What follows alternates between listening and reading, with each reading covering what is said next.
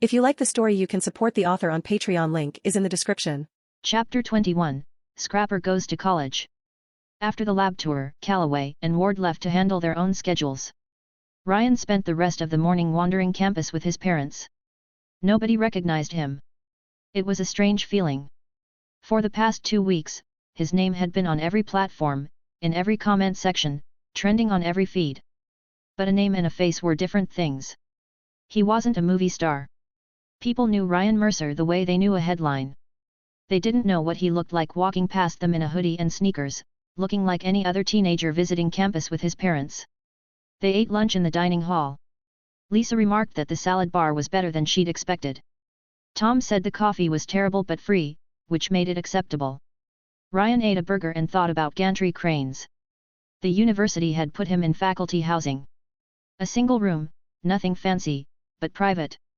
Technically he was still a student, not a professor, but the logistics of putting a 14-year-old celebrity in a freshman dormitory were obviously unworkable. He'd be a permanent tourist attraction. Every meal, every hallway walk, every trip to the bathroom would become content for someone's social media. Faculty housing it was. They rested until mid-afternoon, when Ward called. "Scrapper's here. Get to the workshop. You remember the way?" "Professor, I have an eidetic memory. I remember the way to everywhere I've ever been." "Right. Forgot. Get down here, the crew is waiting." Ryan could hear noise in the background. A lot of noise. More than a truck crew would make. He figured out why before he reached the workshop. The path that had been empty that morning was now packed with students. Dozens of them, maybe 100, flowing in the same direction, phones out, talking fast. The convoy of flatbed trucks carrying Scrapper's components had apparently driven straight through the middle of campus, and the sight of 12 trucks loaded with crated mech parts had done exactly what you'd expect it to do at a university full of engineering students. It had caused a riot. A polite, academic riot, but a riot nonetheless. By the time Ryan reached the workshop perimeter, the crowd was 3 deep around the fence. "Is that Scrapper in those crates? Can we see it? Just open one." "Professor, I don't need to go home for summer break. I can help. How do I apply? I want to help too. I'll work for free." Students clutched textbooks in one hand and phones in the other, filming the crates, filming each other, filming the fence. Ward was at the gate trying to maintain order, which was like trying to hold back a river with a clipboard. "There's nothing to see yet. It's all in boxes. Go study, exams are tomorrow. Don't fail your finals because you were staring at wooden crates." Ryan pushed through the crowd. Ward spotted him and pulled him through the gate before anyone could react. Too late. "That's him. That's Ryan Mercer. He's so young. He really is 14. I think I saw him in the dining hall at lunch. I thought he was a professor's kid. He's cute." Ryan did not look back. Behind him, the sound of 100 phone cameras clicking simultaneously was like a swarm of mechanical insects. Inside the fence, the workshop floor was covered with numbered wooden crates. Dozens of them, each containing a tagged section of Scrapper, arranged roughly by the order they'd been loaded in Crestfield. "Where do you want everything?" Ward asked. Ryan surveyed the crates, reading the labels, mapping the reassembly sequence in his head. The eidetic memory wasn't just for textbooks. He could see Scrapper's complete anatomy in his mind, every joint and junction, every cable run, every structural member in its correct position. Head components, far wall. Left arm assembly, left side. Right arm, right side. Torso section center, directly under the gantry crane. Leg assemblies near the main door for easy access during the early phases. He directed the technical crew like a conductor, pointing, calling out crate numbers, correcting placements. The crew moved fast. Within 2 hours, every crate was in position and the unpacking had begun. While the crew worked, a woman in business attire approached. "Mr. Mercer? I'm Patricia Holt, assigned by Aegis Industrial as the project's financial controller. I'll be managing the budget, handling procurement, and assisting with administrative tasks."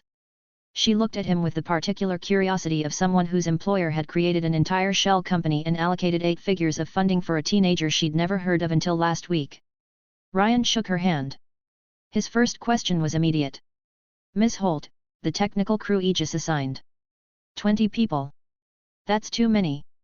Patricia blinked. Too many. I need 5. Cut the rest. The crew had just finished unpacking. They'd spent the afternoon carefully positioning crate after crate, following Ryan's precise instructions, sweating through the work with the quiet efficiency of professionals. And now they were being told that 75% of them were going home. Ryan had seen their salary figures.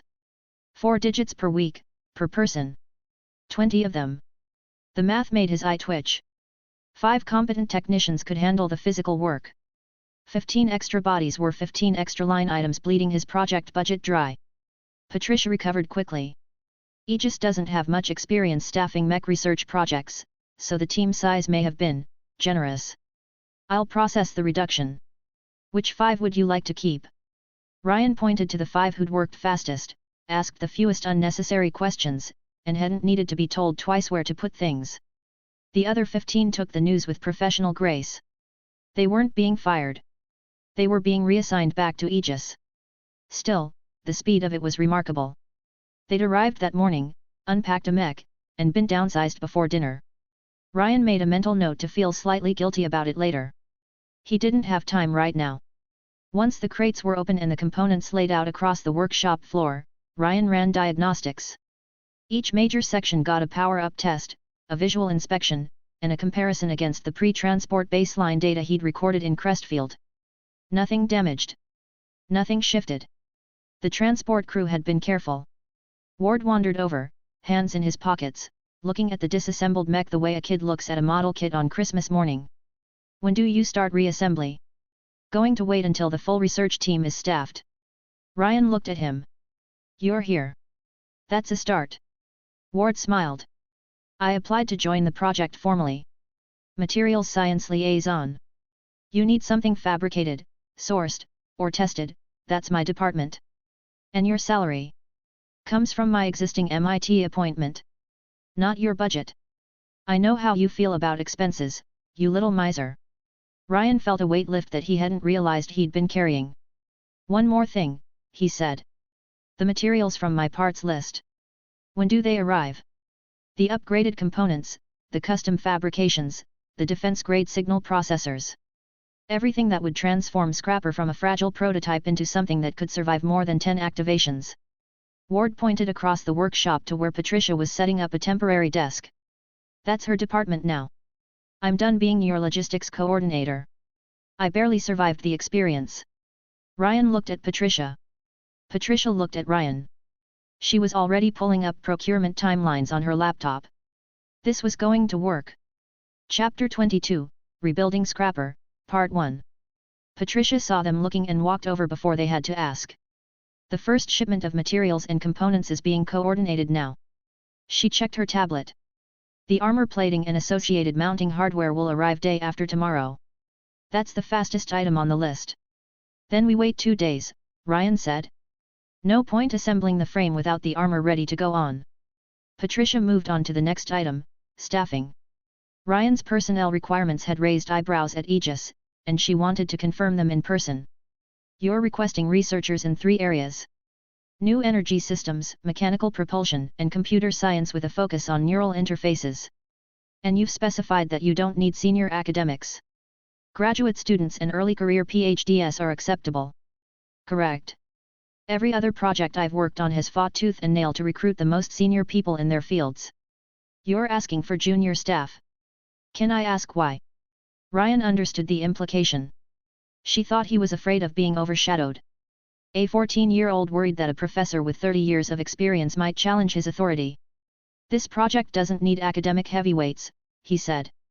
There are no unsolved theoretical problems for them to crack. Every technology on Scrapper already exists in my head, fully developed. What I need are competent people who can learn the systems, follow instructions, and execute.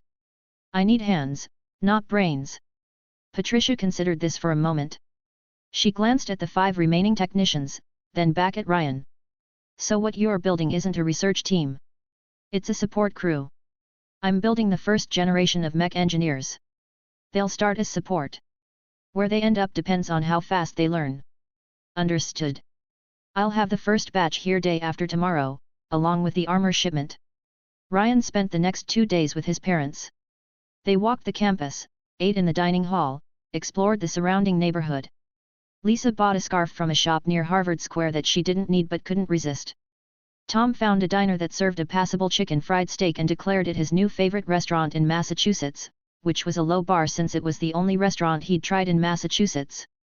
On the second morning, Ryan walked them to the train station. Lisa held his face in both hands, told him to eat vegetables, and cried. Tom shook his hand, then pulled him into a hug that lasted 3 seconds longer than Tom would ever admit to. They boarded. The train pulled away. Ryan stood on the platform until it disappeared. Then he turned around and went to work. The workshop. Day 1. Scrapper's components lay across the floor in the positions Ryan had assigned during the unboxing. The 5 technicians had spent the past 2 days studying the assembly documentation Ryan had prepared for them. They had a basic understanding of how the pieces fit together. Theory, at least. Practice was about to begin. Ryan's phone buzzed. Components are at the gate. Opening up. Patricia's voice. Ryan signaled the crew to open the main doors. Outside, Patricia stood at the head of a small procession, 15 young men and women, most in their mid to late 20s, followed by 3 cargo trucks. Your new team, Patricia said. And your first parts shipment. Ryan looked at the group. 15 researchers, exactly as requested. The oldest couldn't have been past 30. A mix of PhD candidates and recent graduates, drawn from energy systems, mechanical engineering, and computer science programs across several universities.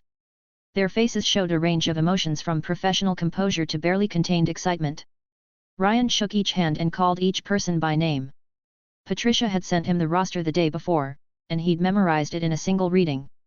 Ryan, hi, I'm a huge fan. The last in line, a young man with glasses, was vibrating with enthusiasm. He looked barely older than a master's student. Kyle Novak. Welcome aboard. The cargo trucks began unloading while Ryan addressed the group inside the workshop. What you see on the floor is Scrapper in its current form. A test prototype. The version from the videos. What we're going to build is the next iteration. He pulled up a diagram on the workshop's main display screen. Scrapper's final configuration runs on a plasma reactor as its primary power source, with an ion battery array for backup. It can switch between bipedal and spherical modes. That's the target. We're not there yet, but every upgrade from this point forward moves us closer. Your role is straightforward. There are no open research questions for you to solve. Every technology Scrapper uses already exists up here. He tapped his temple. Your job is to learn those systems, understand them deeply enough to work on them, and execute when I need you to. Think of it as an apprenticeship, not a thesis project. A few of the energy researchers exchanged glances. One raised her hand. You mentioned a plasma reactor and an ion battery. Could you elaborate on those? We're in energy systems and we haven't encountered those terms in any existing literature. Ryan paused. The short answer is that these are proprietary technologies that you will be introduced to as the project progresses. For now, all you need to know is that they'll replace the diesel generator and the power cable. Once they're installed, Scrapper becomes fully mobile. No tether. True operational independence. The researcher nodded, but her expression said she had 40 more questions she was holding back. In the corner, Kyle Novak turned to the colleague beside him. He'll figure it out. He built the whole thing from scratch already. The colleague gave him a look. You're a fanboy. Proudly. Assembly began that afternoon. The first phase was armor. The new steel plates, dark matte black, had arrived precision cut to Ryan's specifications. Each piece corresponded to a section of Scrapper's skeleton, designed to bolt onto mounting points that Ryan had built into the original frame years ago in Crestfield. He'd always planned for armor. He just hadn't been able to afford it. The gantry crane earned its keep immediately. Torso plates that would have taken hours to position by hand were lifted, rotated, and set in place in minutes. The 5 technicians handled the bolting and welding while Ryan supervised, calling out adjustments, checking alignment against the specs stored in his head.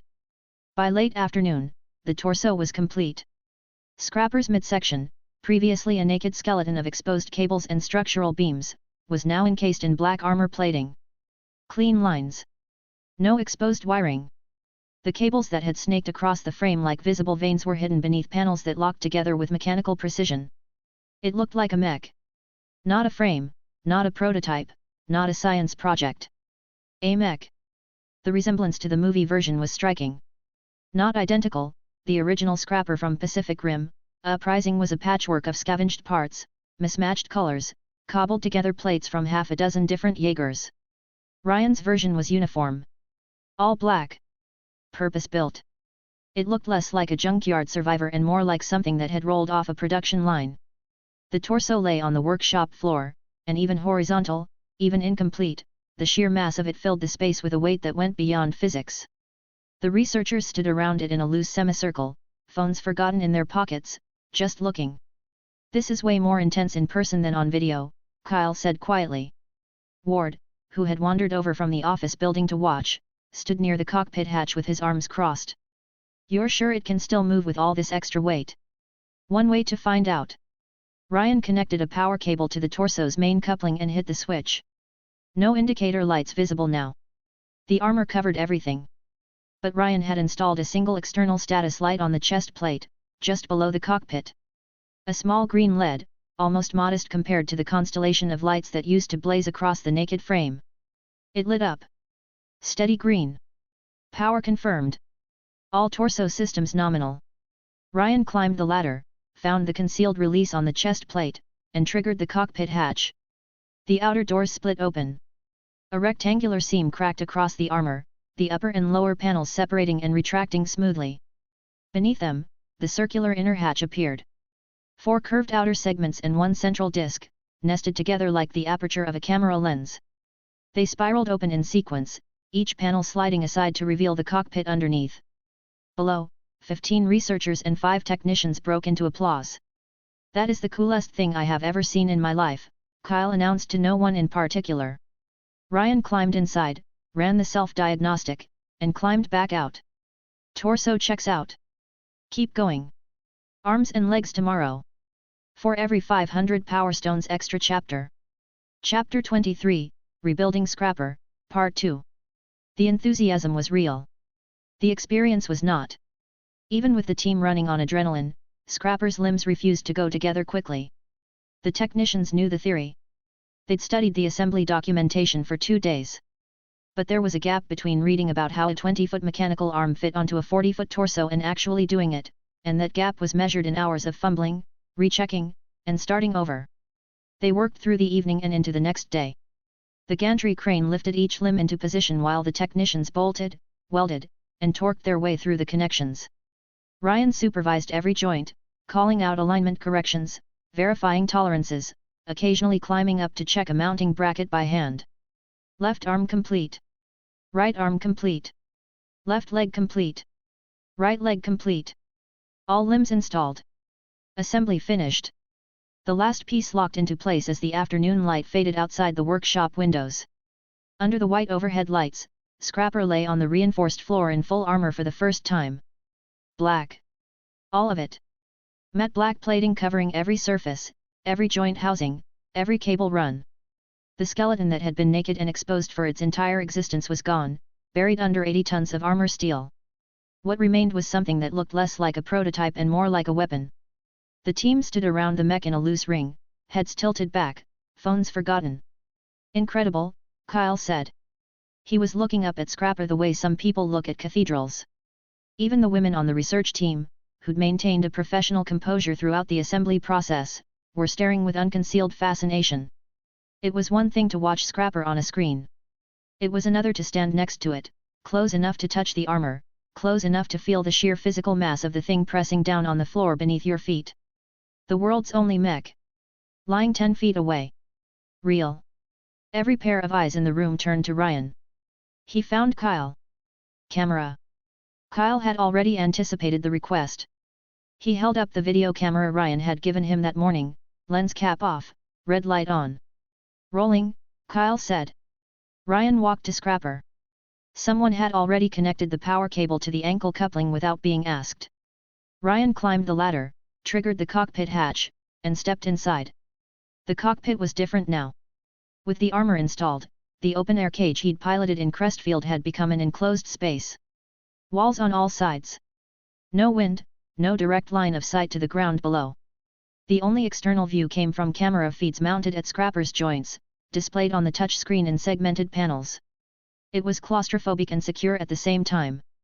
Ryan strapped in. Vest. Pedals. Gloves. Headband. Hit the switch. Outside, Scrapper's flat head lit up. 2 red lights, one on each side, blazing to life like eyes opening. The cockpit hatch sealed shut behind Ryan with a mechanical hiss. The display screen filled with data. All green. 2 words in the center. Systems nominal. Below, Kyle narrated in a half-whisper, camera trained upward. Ryan's inside the cockpit. The red lights on the head mean all systems are running normally. Patricia turned to Ward, who was standing beside her with his arms crossed. Professor, do you think Scrapper can handle the extra weight? 80 tons of armor on top of the original frame is significant. Ward thought about it. Under normal circumstances, adding half again the original mass to a mechanical system and expecting it to function identically would be optimistic at best. He paused. But nothing about this kid is normal circumstances. So you think it works? Ward nodded. The frame was designed with massive structural margins. Ryan told me as much during our first visit. There's performance headroom built into every major system. Whether 80 tons exceeds that headroom is the question, but if I had to bet, I'd bet on the kid. The research team had clustered around Ward. He was the only senior academic on the project, and in the absence of Ryan, they defaulted to him for reassurance. You seem very confident in Scrapper, Professor, one of them said. Ward allowed himself a small smile. You're all new here. You don't know Ryan yet. Let me put it this way. He looked around the group. Right now, you might be thinking that a mech has no practical purpose. It can't fight. It can't compete commercially with existing technology. It's a curiosity. He gestured at Scrapper. But look at it now versus the skeleton you saw in the videos. Armor plating that can shrug off standard ordnance. A neural interface that no other lab on Earth can replicate. And this is version 1. Every iteration will be better. Every upgrade will open new applications that don't exist yet. He let that settle. You are the first mech engineering team in human history. The technology's future depends on the work you do here. Don't underestimate what that means. 15 young researchers stood a little straighter. Ward wiped his forehead. Ryan's management style with the junior staff was essentially here's some documents, figure it out. Which meant Ward, the 63-year-old materials scientist who'd come to Texas for a quiet academic exchange, was now giving motivational speeches to 20-somethings in a prefab workshop. Life had taken some turns. Inside the cockpit, Ryan had finished establishing the neural link. The pressure was worse than before.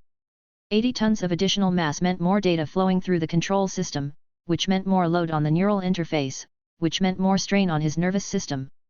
The connection felt heavier, thicker, like wading through water that had gotten deeper since the last time he'd been in. Maintaining the link alone, without moving, already required concentration. But it was bearable. Ryan rolled Scrapper onto its front. No warning. No countdown. He just did it. The mech's right arm and right leg drove sideways. 300 tons of armored steel rotated on the workshop floor like a massive animal rolling in its sleep. The reinforced floor plates groaned and buckled under the shifting load. The sound was enormous, a grinding metallic thunder that filled the workshop and made everyone flinch. The roll took 3 seconds. Face down. Complete. That was aggressive. Someone shouted. Slightly aggressive. Someone else agreed. Definitely aggressive. Ward grabbed the walkie-talkie linked to the cockpit. Ryan, watch your feet. The power cable got tangled in the roll. Hold position while we sort it out.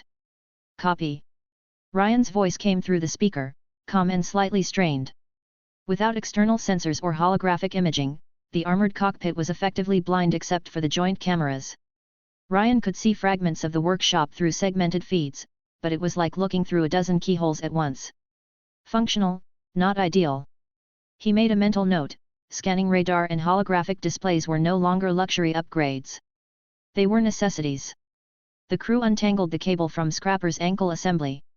Ward radioed the all clear. Ryan stood the mech up. Slowly. Deliberately. Scrapper's arms pressed flat against the floor. The torso lifted. One knee came forward, then the other. The frame rose, Joint by joint, section by section, 300 tons of black steel climbing toward the ceiling with grinding, mechanical determination. Standing at full height, Scrapper's head nearly touched the workshop ceiling. But this time, unlike the cramped garage in Crestfield, there was room. The workshop was built for this. 60 feet of vertical clearance, 100 feet of floor space. Scrapper stood in the center with room to spare on all sides. Ward exhaled. The engineering was sound. The armor hadn't compromised the frame's ability to bear its own weight and move. All systems nominal, Ryan said through the speaker. The cheap speaker from Crestfield was gone, replaced by a proper PA unit integrated into the chest armor. His voice came through clear and steady. Proceeding with walk test. Scrapper walked. The footsteps were heavier now. Deeper. Each one a concussive impact that you felt in your teeth. The floor plates held, but they complained loudly about it. The armor segments vibrated with each stride, and through the gaps between the plates, you could catch glimpses of light from the internal systems running underneath. The sound of the generator at full power mixed with the rhythm of the footsteps. A mechanical heartbeat. A pulse of something new. Ryan reached the far wall. Stopped. Reversed. Walked back to the starting position. Killed the engine. Cut the link. Opened the hatch. Climbed down. The team was waiting at the bottom. Every face was lit up. Ryan looked at Kyle. Kyle was already holding out the camera. Got everything. Chapter 24, Handoff. Ryan checked the footage on the camera. Beginning, middle, end. Nothing missed. Kyle had done a solid job. Patricia walked over, the surprise still visible on her face. I have to say, I'm genuinely impressed. When I took this assignment, I wasn't sure what to expect. Now I'm fairly certain Aegis made the right call. Ryan smiled. I sent your leadership a partial set of engineering drawings last week. If they ran the numbers on the structural margins, today's performance shouldn't have surprised anyone. This is well within Scrapper's operational envelope. Clearly I need to read my own company's briefings more carefully. Patricia shook her head, smiling. Ward clapped Ryan on the shoulder. Well done. Ryan addressed the group. It's getting late. Everyone go home, get some rest. Tomorrow I'll be distributing technical documentation to each team. Your job from this point forward is to absorb that material until you can explain it in your sleep. The faster you learn, the more useful you become. Got it. No problem. We'll be ready. The team dispersed with an energy that Ryan didn't fully understand. He didn't know Ward had spent the last hour giving them a pep talk while he was inside the cockpit. No matter. Results were results. Ryan ate dinner alone in the dining hall. The place was buzzing. Students with textbooks propped against salt shakers, cramming between bites. Couples sharing earbuds. Groups huddled over laptops, dissecting exam questions from the afternoon. The normal rhythm of a university at the end of term. He'd barely sat down before heads started turning. No one rushed over. Ward had mentioned that the faculty had asked students to give Ryan space, and the request seemed to be holding. But the phones came out anyway. Discrete angles, quick shots, the universal body language of act natural while recording. Ryan didn't mind. Within minutes, his location would be on every platform. His parents would call to ask about the food. The students who'd filmed the Scrapper convoy entering campus last week had already given the story a second wave of attention. Every sighting, every clip, every casual photo of Ryan eating a sandwich in the dining hall kept his name circulating. Summon points didn't care about context. A blurry photo of a kid eating dinner was worth the same as a front-page article if it made someone say Ryan Mercer. He finished his meal, walked back to the dorm, and sent Kyle's footage to Chloe. Her reply came in 30 seconds, who filmed this? One of the research assistants. Ryan thought for a moment, then added, male. Fine. I'll have it edited by tomorrow. The video would go up on all platforms within 24 hours. Scrapper in full black armor, standing for the first time, walking in the new facility. While the story was still hot, while people still cared, while every view and every share and every comment meant another person saying his name. The next morning, Ryan arrived at the office building with a handful of USB drives. 15 researchers were already waiting. Kyle was practically bouncing. Are we starting for real today? Something like that. Ryan held up the drives. These contain technical documentation for the systems currently installed on Scrapper. You'll split into your pre-assigned groups and study the material relevant to your specialty. He called the first group Neural Interface Team. 7 people stepped forward, Kyle among them. All of them had backgrounds in brain-computer interface research. The field was adjacent to what Ryan had built, but the technology was fundamentally different. Conventional BCI required surgically implanted electrodes to read neural signals with any useful precision. Ryan's neural link did it through external contact sensors, no implants, no surgery, at a fidelity level that made every existing BCI system look like a tin can telephone. These 7 researchers were the best the country's BCI programs had to offer. Getting them assigned to his project had apparently required significant institutional negotiation, because talent in this field was scarce and nobody wanted to give theirs up. Ryan handed Kyle the first drive. The neural link is one of Scrapper's 2 core technologies.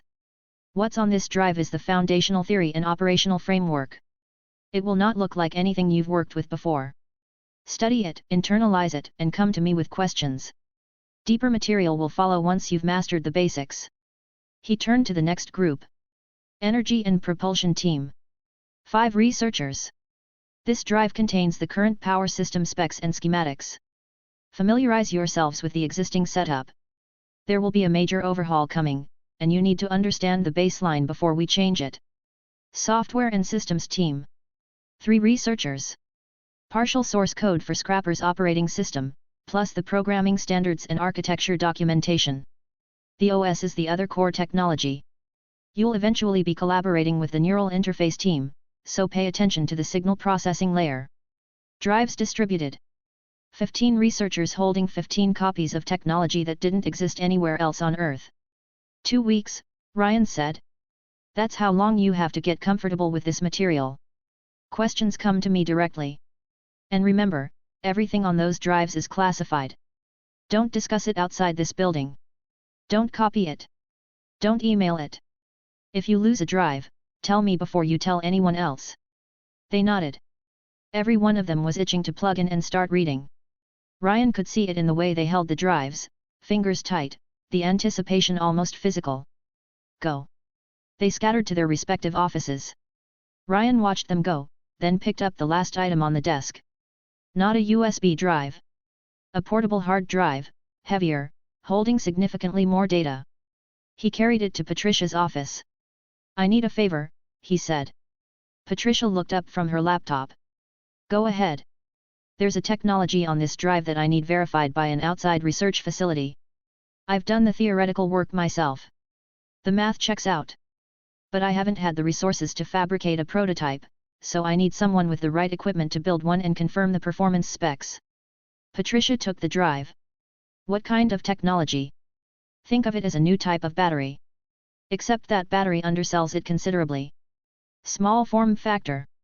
Enormous energy density. High output. Enough to power Scrapper at full operational capacity for approximately 10 minutes without a tether. Patricia's eyebrows rose slightly. 10 minutes of untethered operation for a 300-ton mech from a battery small enough to fit inside the chassis. That was not a battery. That was a revolution.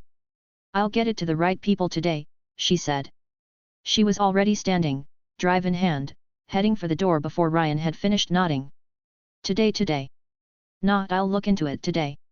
Ryan stepped outside and stretched. The morning air was cool, the campus quiet between exam blocks.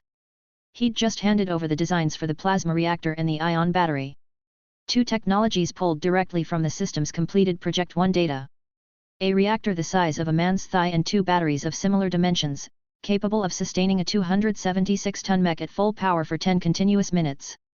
When the verification lab opened that drive and started reading the specs, there would be phone calls. A lot of phone calls. To a lot of people who were not accustomed to being surprised. Ryan smiled, tilted his face toward the sun, and went to get breakfast. Chapter 25, New Footage. Bonus Chapter. In the office building, the neural interface team had forgotten that lunch existed. 7 researchers crowded around a single monitor, shoulders pressed together, heads tilted at identical angles, mouths slightly open. The USB drive's contents were displayed on screen, and nobody had moved in 45 minutes. That's how it works. I've never seen anything like this. Not even close. Go back.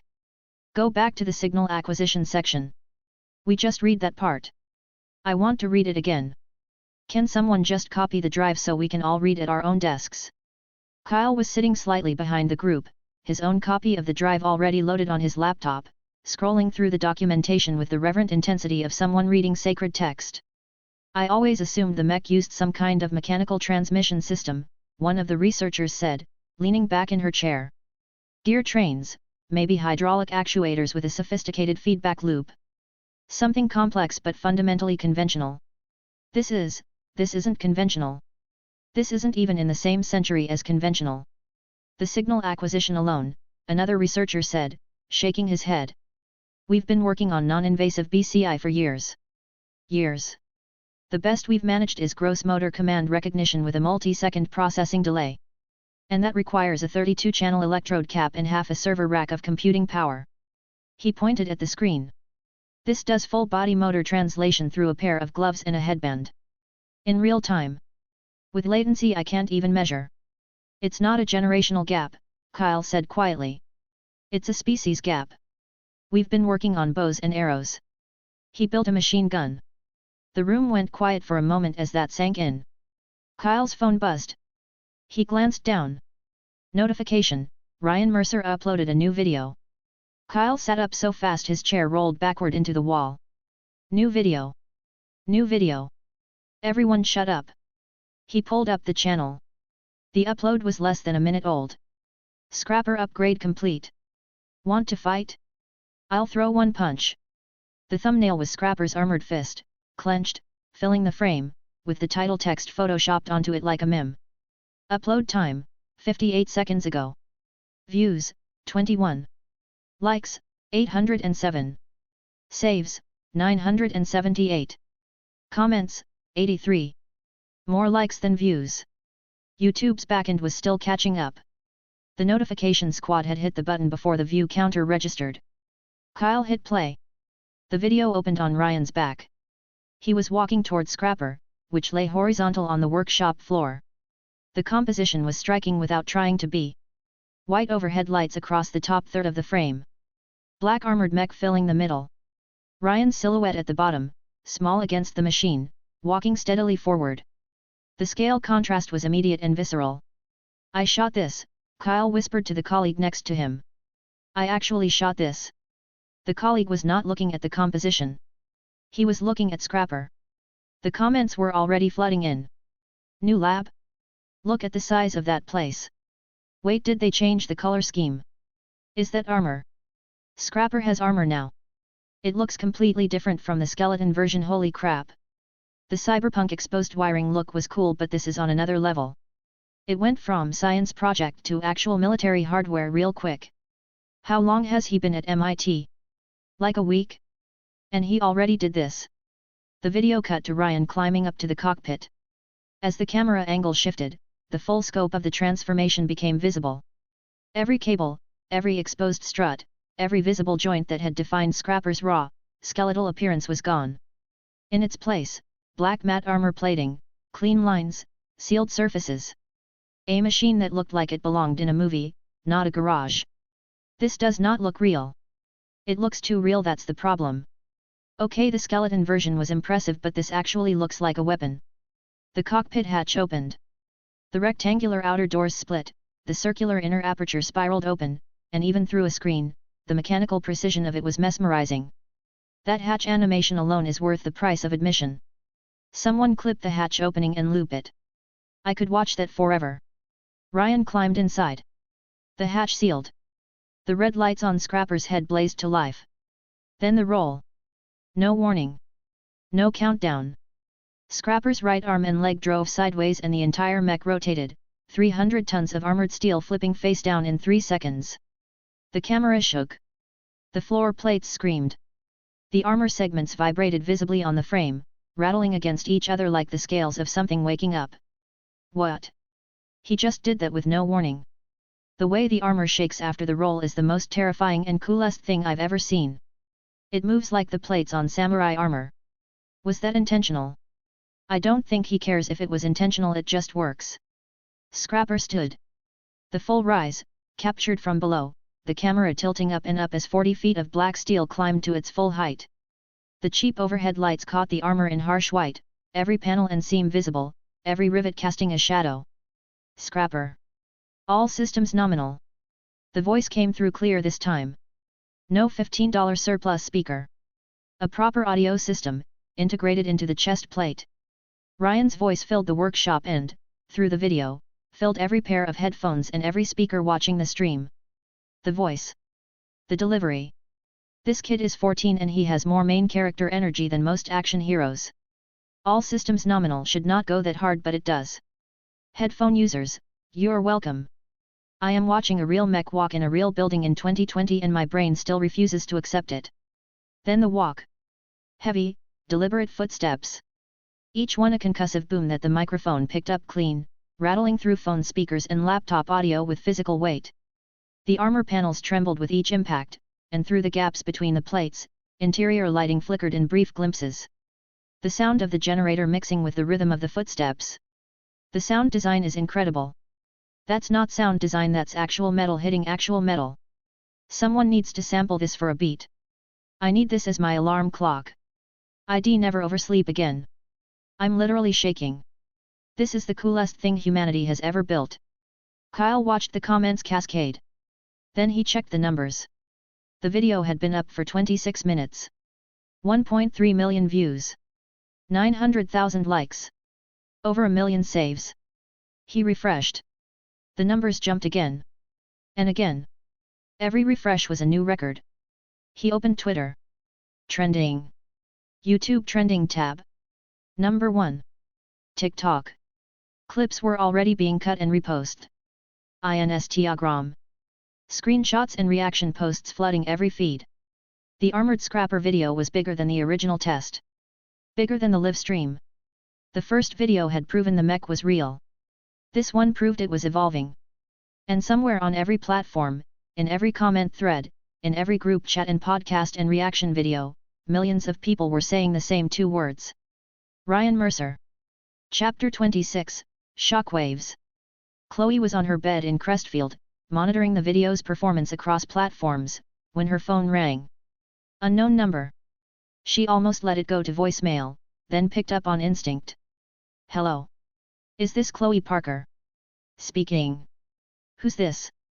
The voice was professional, warm, and belonged to someone who clearly worked in admissions. I'm calling from USC School of Cinematic Arts.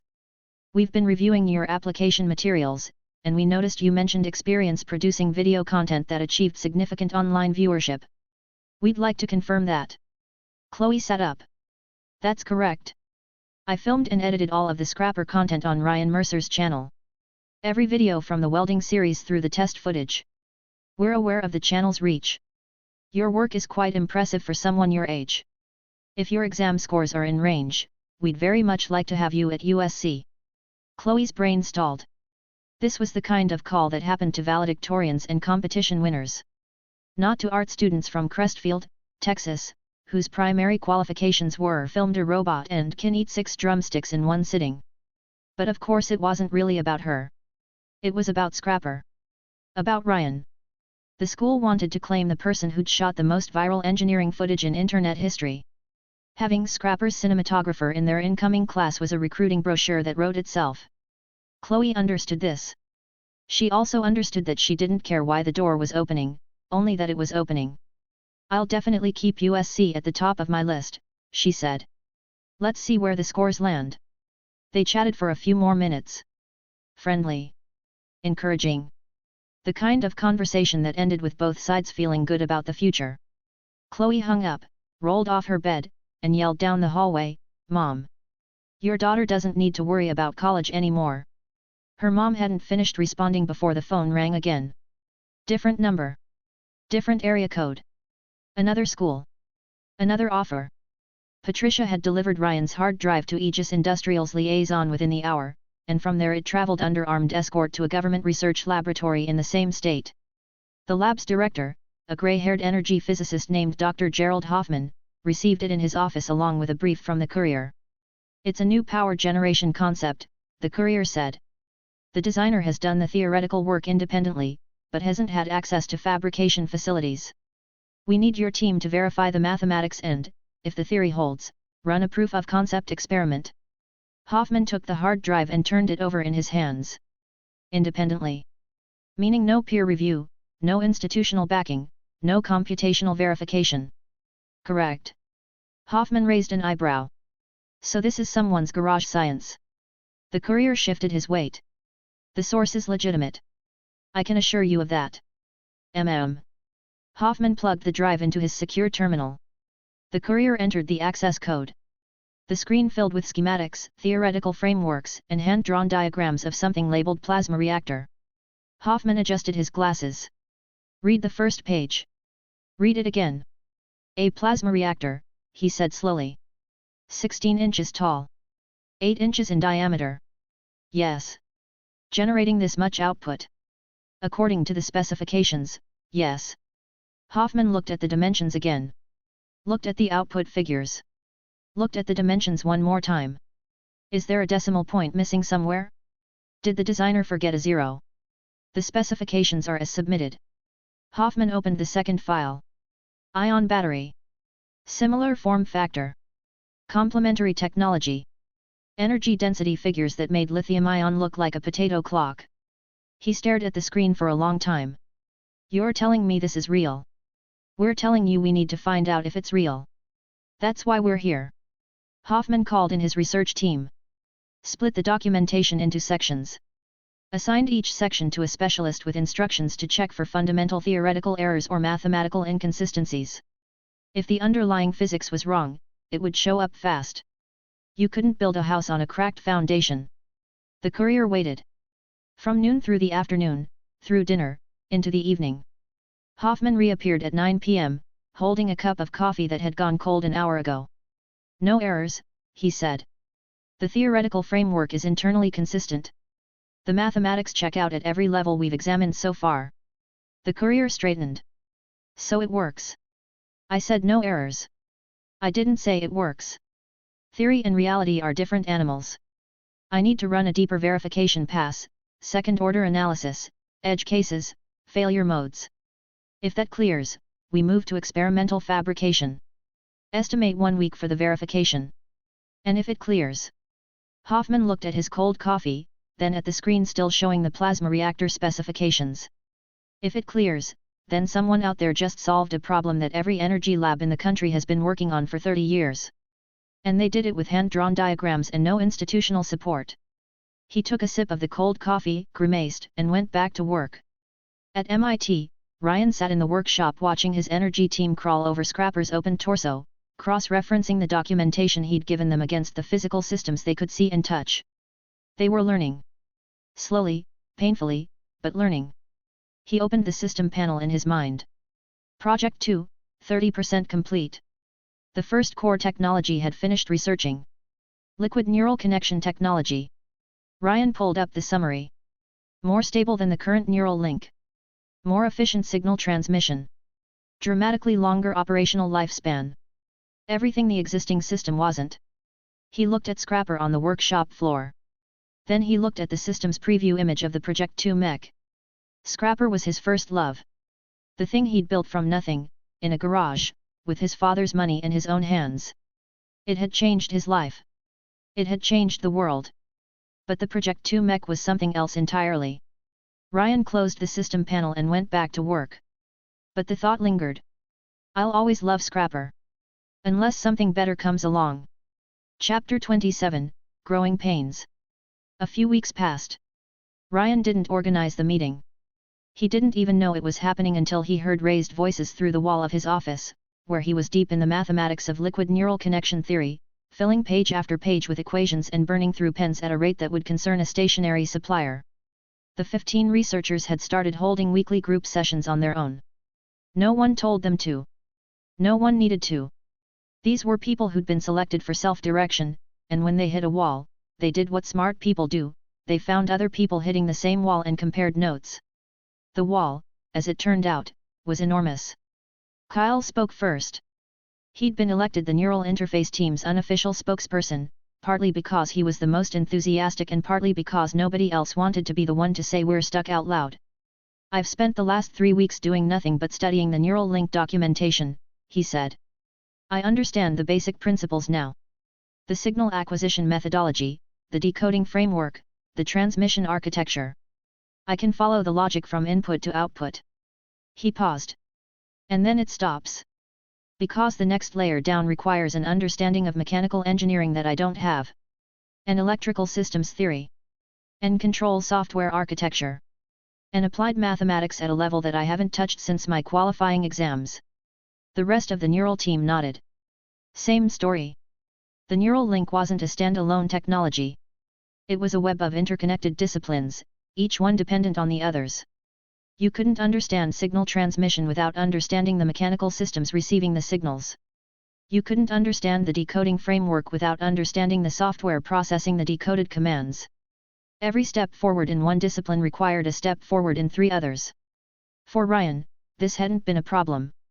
His brain absorbed knowledge from every field simultaneously, cross-referencing, integrating, synthesizing. For normal researchers, specialists trained in one discipline, it was like being asked to read a book where every other chapter was written in a different language. The software team went next. Their spokesperson was a man whose hairline was retreating at a rate that suggested his stress levels had been clinically elevated for approximately 3 weeks straight. You think you have it bad? He ran his fingers through what remained of his hair. At least you can understand the principles. We're staring at source code that references neural parameters we've never seen, mechanical constants we can't look up, and balance algorithms that appear to violate several things I was taught in graduate school. He held up a printed section of code, dense with annotations in 3 different colors of ink. We've been going line by line through the operating system. Line by line. And half of it might as well be written in ancient Greek. The energy team reported similar difficulties, though theirs were less about incomprehension and more about scope. The power systems made sense individually, but understanding how they integrated with the neural link and the control software required knowledge of both, which required knowledge of the mechanical systems, which required. Everyone was stuck in the same loop. Kyle looked around the room. So here's what I'm proposing. Cross-discipline study groups. Neural team teaches the software team what we know about signal processing. Software team teaches us the basics of the OS architecture. Energy team walks everyone through the power systems. Nobody becomes an expert in everything, but everyone gets enough of a foundation to keep moving forward. Agreement was immediate. They'd all independently reached the same conclusion. The only way through was together. After the session broke up, Kyle lingered in the meeting room. He was thinking about something he'd seen in Ryan's office the previous week. He'd gone to ask about a concept he didn't understand. Ryan had been working on the liquid neural connection equations, hunched over his desk, surrounded by crumpled paper. Kyle had waited while Ryan finished a derivation. He'd watched Ryan stare at an equation that filled an entire sheet of paper. The kind of equation that would normally require a computing cluster to solve. Ryan had picked up a pen, pressed it against a blank page, and started drawing circles on the paper. Tight, rapid circles, one on top of another, as if the motion helped him think. Less than 60 seconds later, Ryan wrote the answer on the page and turned to help Kyle with his question. 60 seconds. No calculator. No computer.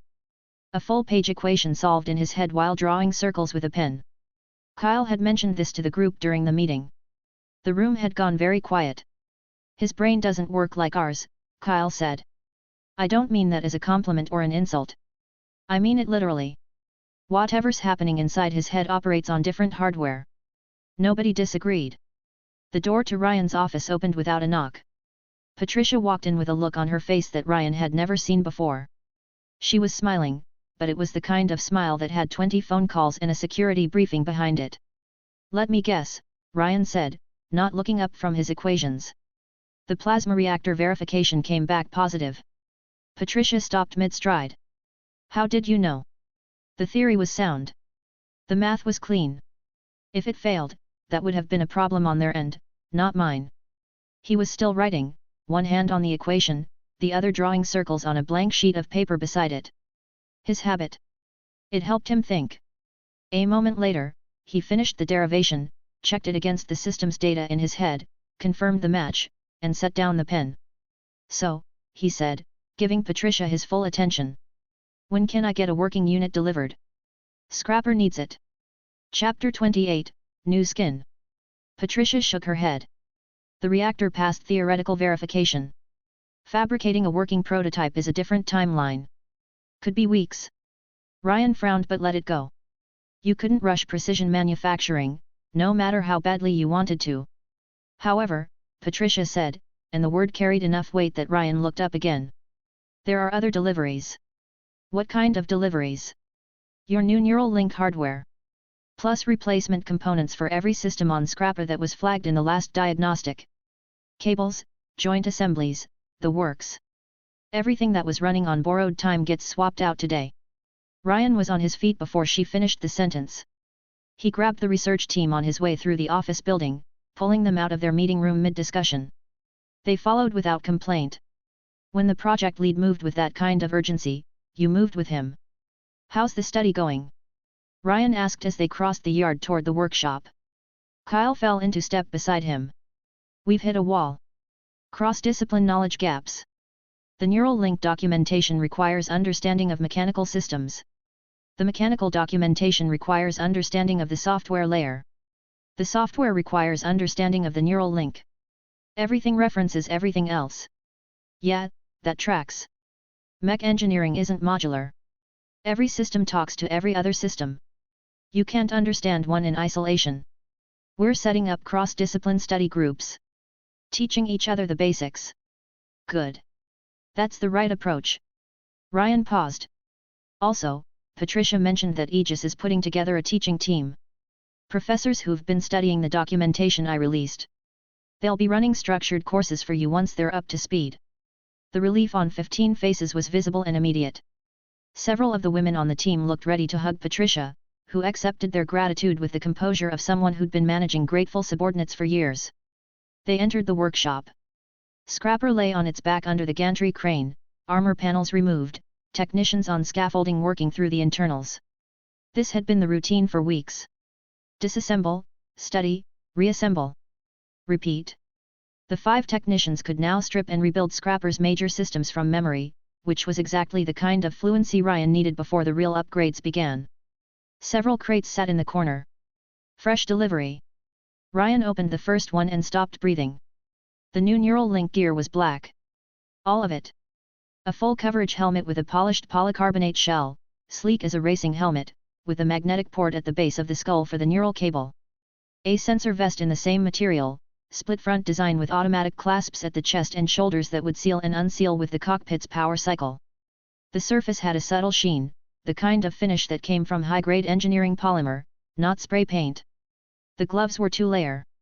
Inner glove, a flexible polymer weave embedded with neural sensor filaments that caught the light in faint gold traces, like circuitry printed on silk.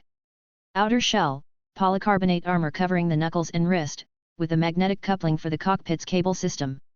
Matching boots with contoured slots on the soles, designed to lock into the cockpit's foot pedals. This is perfect, Ryan said, running his fingers along the helmet's visor edge. He'd designed the specs. Seeing them realized in physical form was something else entirely. Custom fitted to your measurements, Patricia said. There's also a universal fit set for test pilots. The research team gathered around the open crate. 15 pairs of eyes staring at equipment that looked like it belonged in a science fiction film, not a prefab workshop in Massachusetts. Kyle's expression could best be described as religious experience.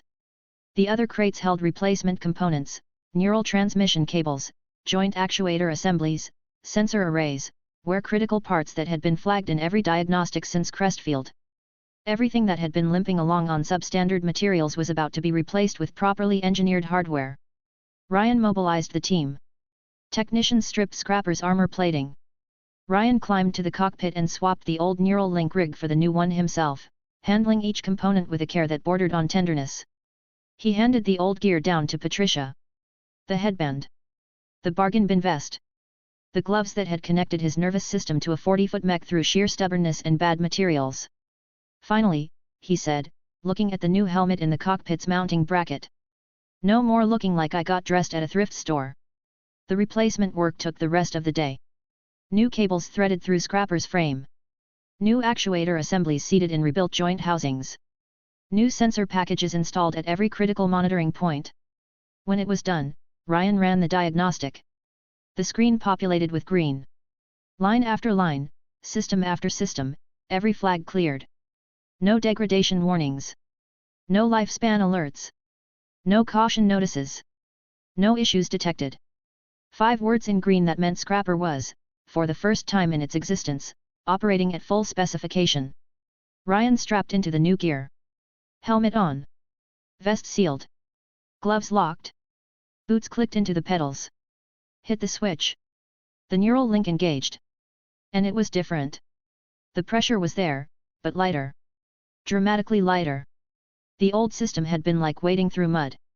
This was like stepping into a pool.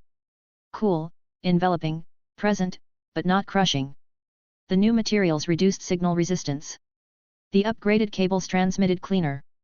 The integrated pressure dampening system, which the old rig hadn't had at all, actively managed the neural load in real time. The connection felt smooth. Natural. Almost comfortable. Ryan raised Scrapper's arms. Stood it up. Walked. The footsteps boomed through the workshop. The team backed against the walls, watching. But Ryan barely noticed the neural strain. The headache that had started within minutes during previous tests didn't arrive. The hand tremors didn't appear. He felt alert, focused, in control. He walked Scrapper the full length of the workshop. Turned it around. Walked back. Turned again. Kept walking. He could have stopped at any time. He didn't want to. 20 minutes later, he finally powered down. Not because the pressure was unbearable. Because the team on the ground had been waving their arms and shouting for 5 minutes, and he'd only just noticed through the cockpit cameras. He opened the hatch and climbed out. The team surrounded him before he reached the bottom of the ladder. What happened?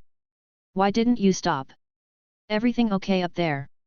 We were trying to reach you on the radio for 10 minutes. Ryan pulled off the helmet. His hair was damp with sweat, but his hands were steady. No tremors. No splitting headache. Just ordinary fatigue, the kind you'd feel after a long run. Everything's fine, he said. Better than fine. The new rig cut the neural load by at least 40%. I could have kept going. The implications hit the team one by one. 40% reduction. That meant longer operational windows. That meant more complex maneuvers.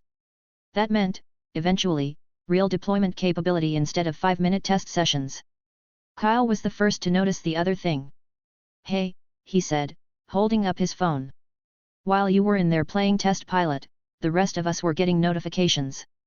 Ryan looked at the screen. The SAT scores had been released. He'd completely forgotten he was still a student. Chapter 29, 749.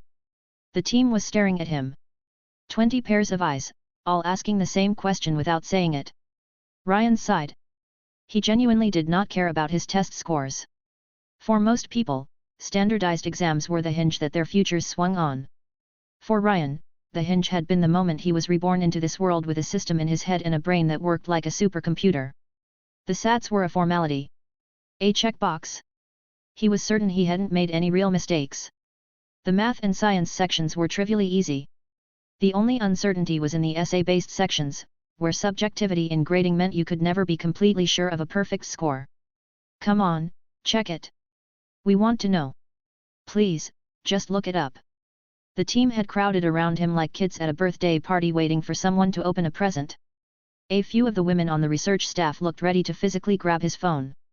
Ryan shook his head, half laughing. The scores literally just went live.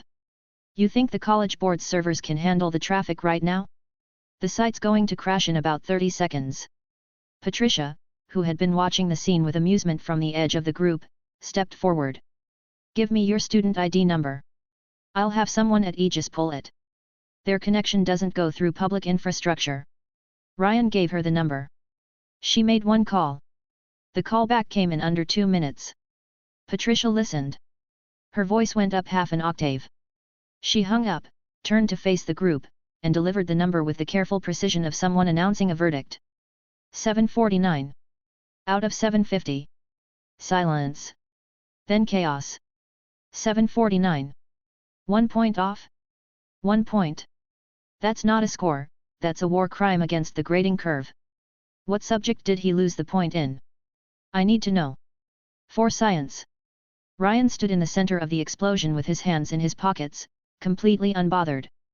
The score was within the range he'd predicted.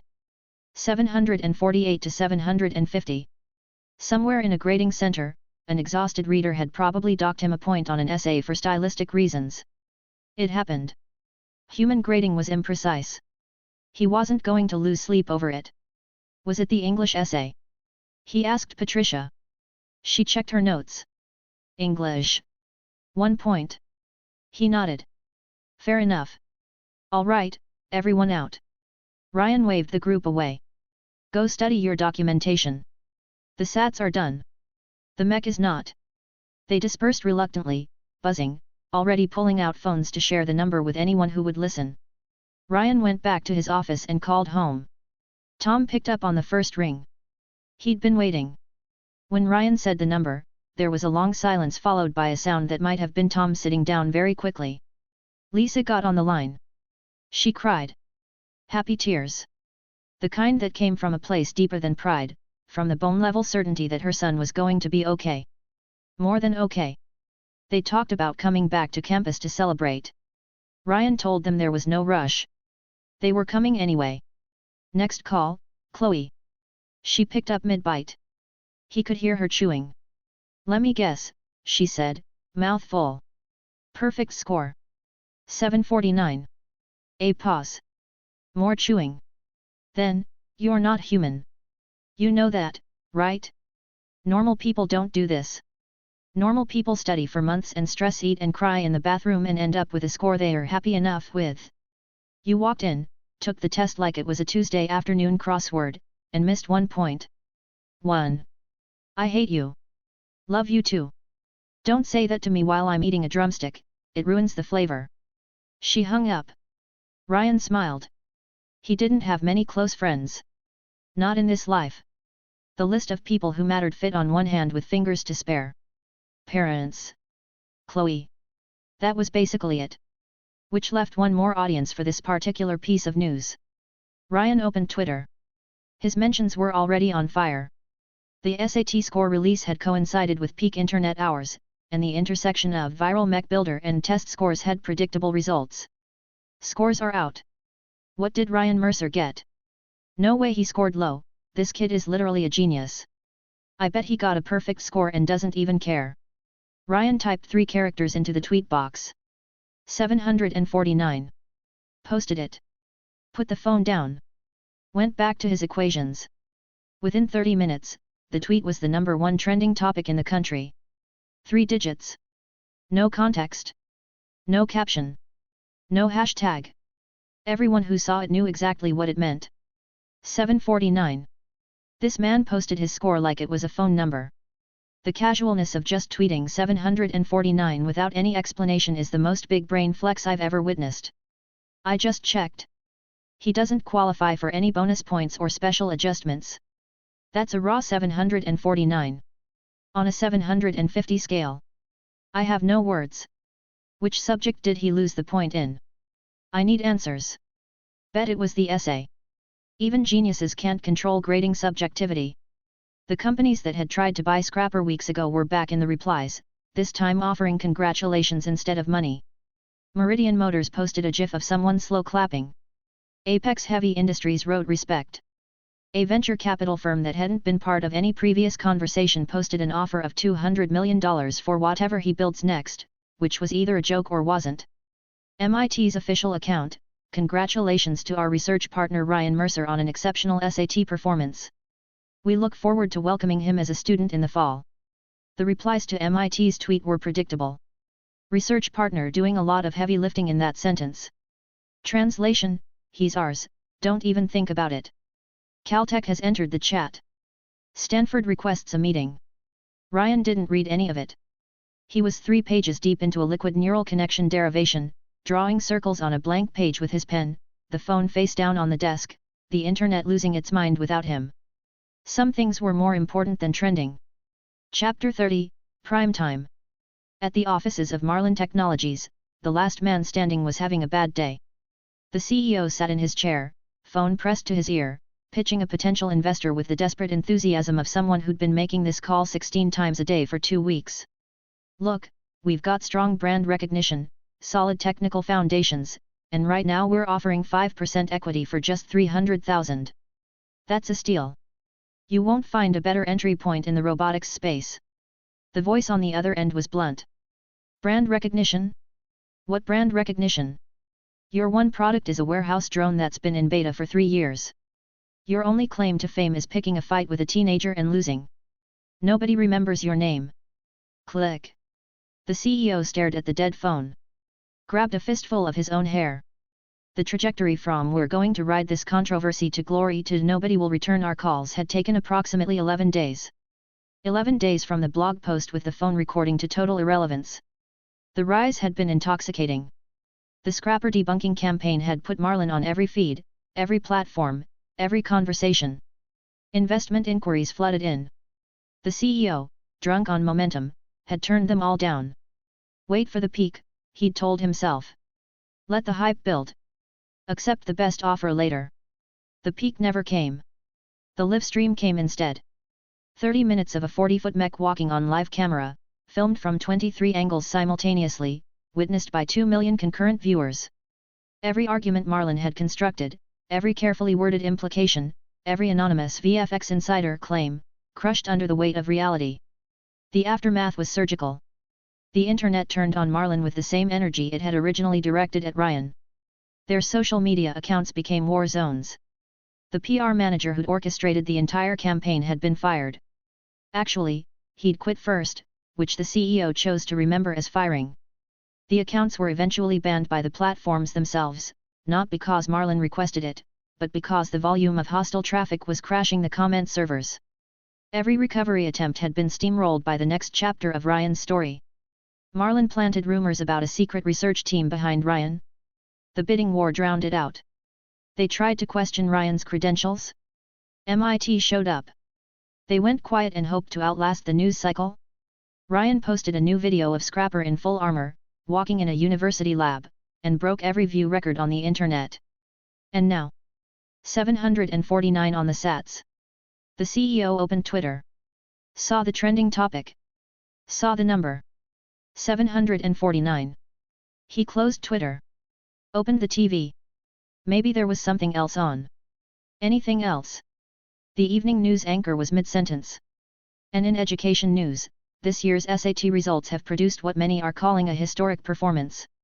Ryan Mercer, the 14-year-old who gained international attention for building a functioning mech in his family's garage, scored 749 out of a possible 750.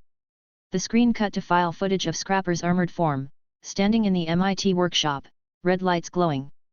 Mercer, who has already established a research partnership with MIT to further develop his mech technology, is widely expected to enroll at the university this fall. His SAT score is believed to be the highest ever recorded by a 14-year-old test taker. The second anchor picked up. It's remarkable. This is a young man who has already achieved breakthroughs in neural interface technology, secured institutional funding for his research, and attracted interest from major defense and industrial players. And now he's posted a near-perfect standardized test score on top of everything else. A true generational talent. We wish him every success. The CEO turned off the TV. He sat in the dark office for a long time. Then he opened his phone, went to Twitter out of habit, and saw a tweet from a stranger that stopped him cold. Honest question, I get that Ryan Mercer is impressive. But what is a mech actually useful for? It can't fight. It can't deploy without a power cable. It's too big for urban environments and too slow for open field combat. What's the real-world application here? The tweet had a video link attached. A foreign news segment. The CEO clicked play, more out of reflex than interest. An interviewer and a professor sat across from each other in a studio. The professor was making a calm, reasonable argument that Ryan's mech had no viable military or industrial application. That the technology, however impressive, served no clear purpose. That the international engineering community saw it as a curiosity, not a breakthrough. The interviewer asked whether the technology had any value at all. The professor compared it to developing a method for cooking gourmet meals from sewage. Technically impressive. Practically useless. The CEO read the comments under the tweet. People were arguing. Three camps: military optimists who believed mechs could eventually be weaponized, skeptics who agreed with the professor, and a third group that argued mechs needed to find a non-military niche. For the first time in weeks, the CEO felt something other than despair. He liked the tweet. Then he closed his phone, turned off the lights, and went home. Chapter 31, What's it good for? The foreign news clip spread fast. The interview was a simple format. A reporter named Bob, blonde hair, easy smile, sitting across from a Professor Osman, white beard, the confident posture of a man who'd been giving expert opinions on television for decades. Bob opened with a summary. A 14-year-old in the United States had built a giant controllable robot. People were calling him a genius. What did the professor think? Osman was generous, initially. Yes, the boy was clearly talented. Yes, the machine was visually impressive. At 14, most teenagers were asking girls to football games, not building bipedal robots. Credit where credit was due. Then Bob asked the real question: was the technology itself significant? Osman's tone shifted. We haven't been given access to any technical details. Their security around the project has been very tight. But I think there's a reason for that. If the technology were truly groundbreaking, revealing it wouldn't help competitors, because it would be too advanced to replicate easily. The fact that they're keeping it secret suggests the opposite. That the underlying engineering might be simpler than it appears, and that disclosure would allow others to reproduce it quickly. Bob nodded along. That's an interesting point. When you think about it, what kind of advanced technology can a 14-year-old realistically invent? Exactly. So what about applications? Could this thing fight? Could it be deployed as a weapon, like a super tank? Osman was blunt. Modern military firepower can destroy a target like this from beyond visual range.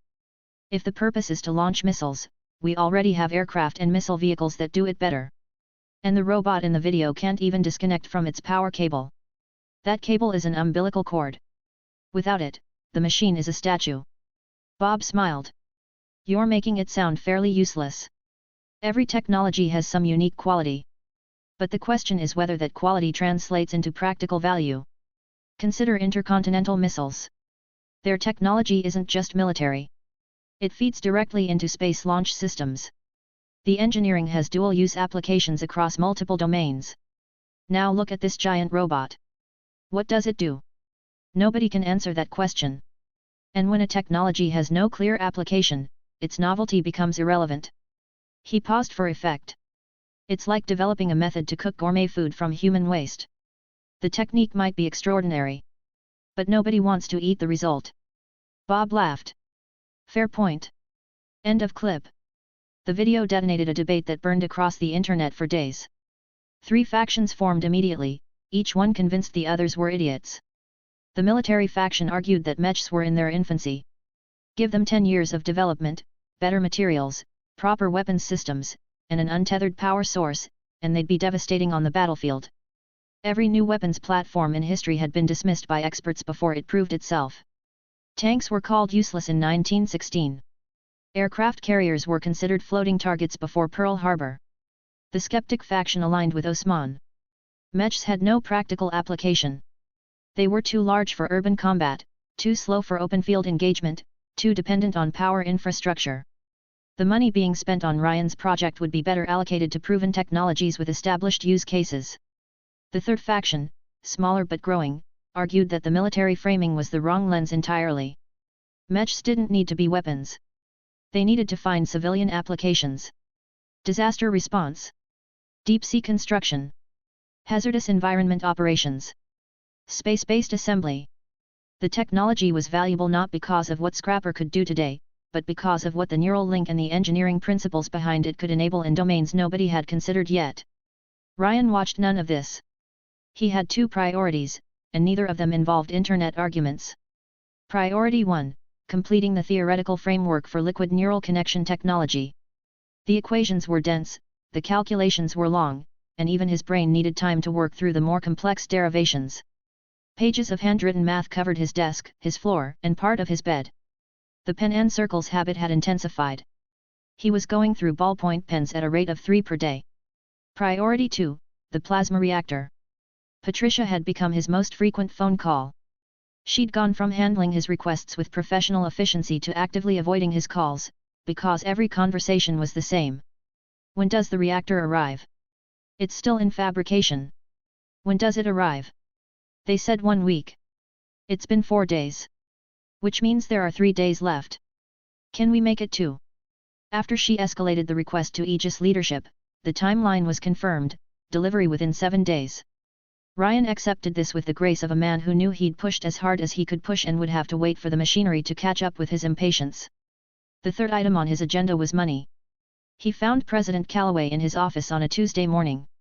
Calloway saw him coming through the glass door and briefly considered pretending not to be there. "Your project budget is barely touched," Calloway said before Ryan could open his mouth. "You haven't spent a fraction of the initial allocation. Why do you need more?" Ryan sat down uninvited. "The neural link hardware alone costs over $1 million per set. Routine testing and maintenance burns through consumables at a rate of several $100,000 per month.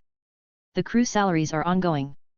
And the energy system overhaul, when the reactor arrives, is going to require custom fabrication work that I can't estimate until I have the unit in hand." He spread his hands. The gesture was cheerful and completely unapologetic. Better to have the funds available and not need them than to need them and wait 3 weeks for an approval cycle. Calloway looked at him. 14 years old. Sitting in the president's office. Asking for supplementary research funding with the casual confidence of a tenured professor who'd been doing this for 30 years.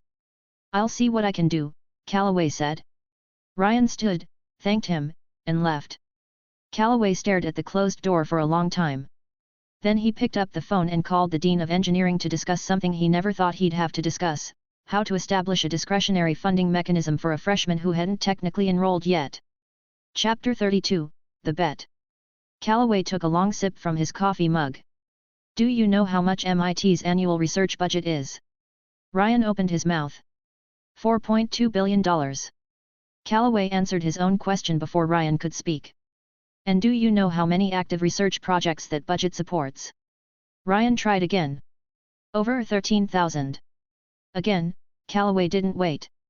"If you divide that evenly, each project averages around $300,000. Behind every single one of those projects are researchers grinding through their careers, fighting for tenure, depending on results to justify their funding." He set the mug down. "When you get more, they get less. That's the math. And those researchers aren't saints. They don't happily surrender budget share to a 14-year-old who showed up last month with a robot." Ryan listened without interrupting. Calloway wasn't being hostile. He was explaining the terrain. "The $3 million I allocated to your project generated significant pushback. People pointed out, correctly, that you already have external funding from Aegis Industrial. Why should MIT's internal budget subsidize a project that has its own corporate backer? You don't even have a formal enrollment status yet." I held the line. "But that political capital has a limit. Your project hasn't produced a major public result since the armor installation. The long-term prospects of mech technology are uncertain. Nobody wants to pour money into an uncertain future when there are proven programs competing for the same pool." He folded his hands. "So no. I can't give you more funding right now." Ryan had expected this. He'd also prepared for it. "What if I deliver a breakthrough?" Calloway studied him. "Define breakthrough. What if Scrapper operates at full power for 10 minutes or more without a tether? No power cable. No external generator. A self-contained energy system that makes Scrapper fully mobile and independent." The words hung in the air. Calloway didn't know about the plasma reactor. Nobody at MIT did, outside of the classified verification process. He was probably imagining a diesel engine mounted inside the frame, or some kind of battery bank. Something incremental. "If you achieve that," Calloway said slowly, "it would qualify as a significant advancement. I could justify an additional $10 million in supplementary funding. Then we have a deal." Calloway nodded, visibly relieved. This particular problem had just been deferred for months, possibly years. There was no way a 14-year-old was going to solve the energy independence problem for a 300-ton mech anytime soon. Ryan shook his hand, stood up, and walked out. In the hallway, he pulled out his phone and called Patricia. Back at the workshop, Ryan walked in to find 25 strangers crawling over Scrapper. They were older. 50s, 60s, white-haired, bespectacled, moving with the careful deliberation of people who'd spent decades in laboratories and knew how to handle delicate equipment. His research assistants were hovering around them nervously, occasionally reaching out to steady an elbow or redirect a hand that was reaching somewhere it shouldn't. Kyle appeared at Ryan's side. The teaching team Patricia mentioned. 25 professors. They're here to train us, but also to study Scrapper in person. They finished reviewing the documentation already. Ryan was genuinely surprised. He'd expected the academic team to take longer. Kyle shrugged. Enough to teach us, apparently. Ryan approached the group. The professors noticed him immediately. So you're Ryan Mercer. Remarkable work for someone so young. When your documentation landed on our desks, we thought it was a hoax. The deeper we studied it, the more alarming it became. Alarming in a good way. Mostly. They crowded around him, talking over each other, the competitive enthusiasm of academics who'd found something genuinely new. It was friendly. It was also transparent. Within 5 minutes, the congratulations had transitioned into questions. Ryan, can you explain this component here? What function does it serve? This pressure reduction subsystem in the neural link. It performs a rapid data pre-filter on feedback signals from the mech, correct? To prevent information overload on the pilot's nervous system. Correct. Without it, the raw data volume would overwhelm a human brain within seconds. The pre-filter prioritizes actionable information and buffers everything else. The computational requirements for that filter must be extraordinary. About $500,000 worth of onboard processing power. Yes. A professor pointed toward Scrapper's head. And this cavity at the top? It's clearly a reserved space. What goes there? Sensor radar. Scrapper will eventually have a full radar array and an integrated holographic display system. Right now the cockpit is blind once the armor is sealed. The pilot relies on joint-mounted cameras, which is workable but limited. Another professor, near the feet. There's another reserved cavity here, at the ankle. What's planned for this space? Plasma reactor housing. The reactor will replace the external power cable and give Scrapper independent energy capacity. Plasma reactor? That's the technology from your data submission. The same. Silence from the professors. The kind of silence that meant they were recalculating their assumptions about what this project actually was. The Q&A went from morning until evening. Ryan answered every question, explained every system, walked them through every design decision. By the time they broke for dinner, the professors had a fundamentally different understanding of Scrapper than they'd arrived with. Over food, a younger professor named David Marsh, the most junior member of the teaching team at 48, brought up the internet debate. People online are arguing about whether mechs have any practical future. Military applications, civilian use, whether the whole concept is a dead end. As the inventor, what's your view? Ryan considered his answer. Scrapper can't execute military missions. It's too slow, too dependent on infrastructure, too fragile for combat. That's why I've never installed weapons systems. So you have a different plan for it. Scrapper is a first-generation prototype. Its purpose is to validate the core technologies. Once that's done, I'll design a second-generation mech built from the ground up for a specific application. That design should answer most of the questions people are asking right now. The table leaned in. Everyone wanted details. Ryan shook his head. You haven't mastered the first generation yet. We're not talking about the second until you do. Fair enough. Nobody pushed further. But the curiosity was planted. Chapter 33, Hostile Territory. Ryan was in his dorm room when his phone rang. Open the gate, we're outside. Chloe's voice. Impatient. Hungry sounding. What gate? What are you talking about? The campus gate. Your parents and I are standing outside MIT like tourists and nobody will let us in. Ryan had completely forgotten. After the SAT scores came out, Tom and Lisa had said they were coming to celebrate. Then something had come up with the shop and the trip got delayed. Ryan had filed it under later and gone back to his equations. Later was now, apparently. He jogged to the main gate and found them under a street light. Tom with a rolling suitcase. Lisa with a tote bag. Chloe with her arms crossed and the expression of someone who'd been standing for too long on an empty stomach. Dad, Mom, I thought the shop situation was going to take longer. Lisa smiled. It resolved faster than we expected. We couldn't wait any longer. We just got off the train, Chloe added, grabbing Ryan's arm with the pitiful energy of a starving person. Feed us. Ryan read the subtext. Just off the train meant no dinner. He dropped their bags at the dorm and took them to a restaurant off campus. Over food, he asked about the shop. Tom was grinning. The kind of grin that meant good news and a story he'd been saving. Dad sold his share of the business, Chloe announced through a mouthful of food, beating Tom to the punch. Ryan set down his fork. Sold it? To who? Tom's shop was a partnership. He couldn't unilaterally sell. Someone had made an offer attractive enough for both partners to agree. Aegis Industrial. Ryan stared. Aegis.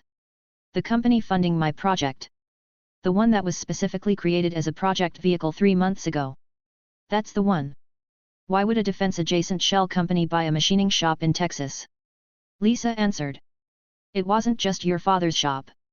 They also contacted several other people who'd helped with Scrapper's original construction. Suppliers, fabricators, anyone who'd been involved in sourcing or manufacturing components. Ryan understood immediately. Aegis was cleaning up the trail. Every external party that had touched Scrapper's supply chain was being quietly acquired or compensated. Not to gain assets, but to eliminate loose threads. If someone reverse-engineered the procurement history, they could potentially reconstruct Ryan's technology pathway. Buying out the sources eliminated that risk. Smart. Thorough. Slightly paranoid. Exactly what he'd expect from people with defense backgrounds. How much did they pay? Chloe jumped in again. 10 million. Ryan looked at his father. Tom's share of a small machining shop in Crestfield, Texas, was worth maybe $1 million on a good day. 10 million was a premium of roughly 10 to 1. They overpaid, Ryan said. Significantly, Tom agreed, still grinning. The overpayment wasn't charity. It was compensation. Ryan had developed the neural link, the control software, and every other core technology on Scrapper using his family's money and his father's equipment. When the Aegis deal converted those technologies into CO-owned IP, Ryan had effectively surrendered half the value of work he'd funded privately. The buyout premium was Aegis acknowledging the debt. These last few months feel like a dream, Lisa said quietly. She wasn't exaggerating. From worrying about her son's obsession with a steel skeleton in the garage to watching him get recruited by MIT and score 749 on the SATs, to her husband's shop being bought for 10 times its value. The trajectory was so steep it didn't feel real. Now, Lisa said, brightening, all that's left is for you to find a nice girl. Ryan choked on his water. Chloe's eyes narrowed. The temperature at the table dropped approximately 15 degrees.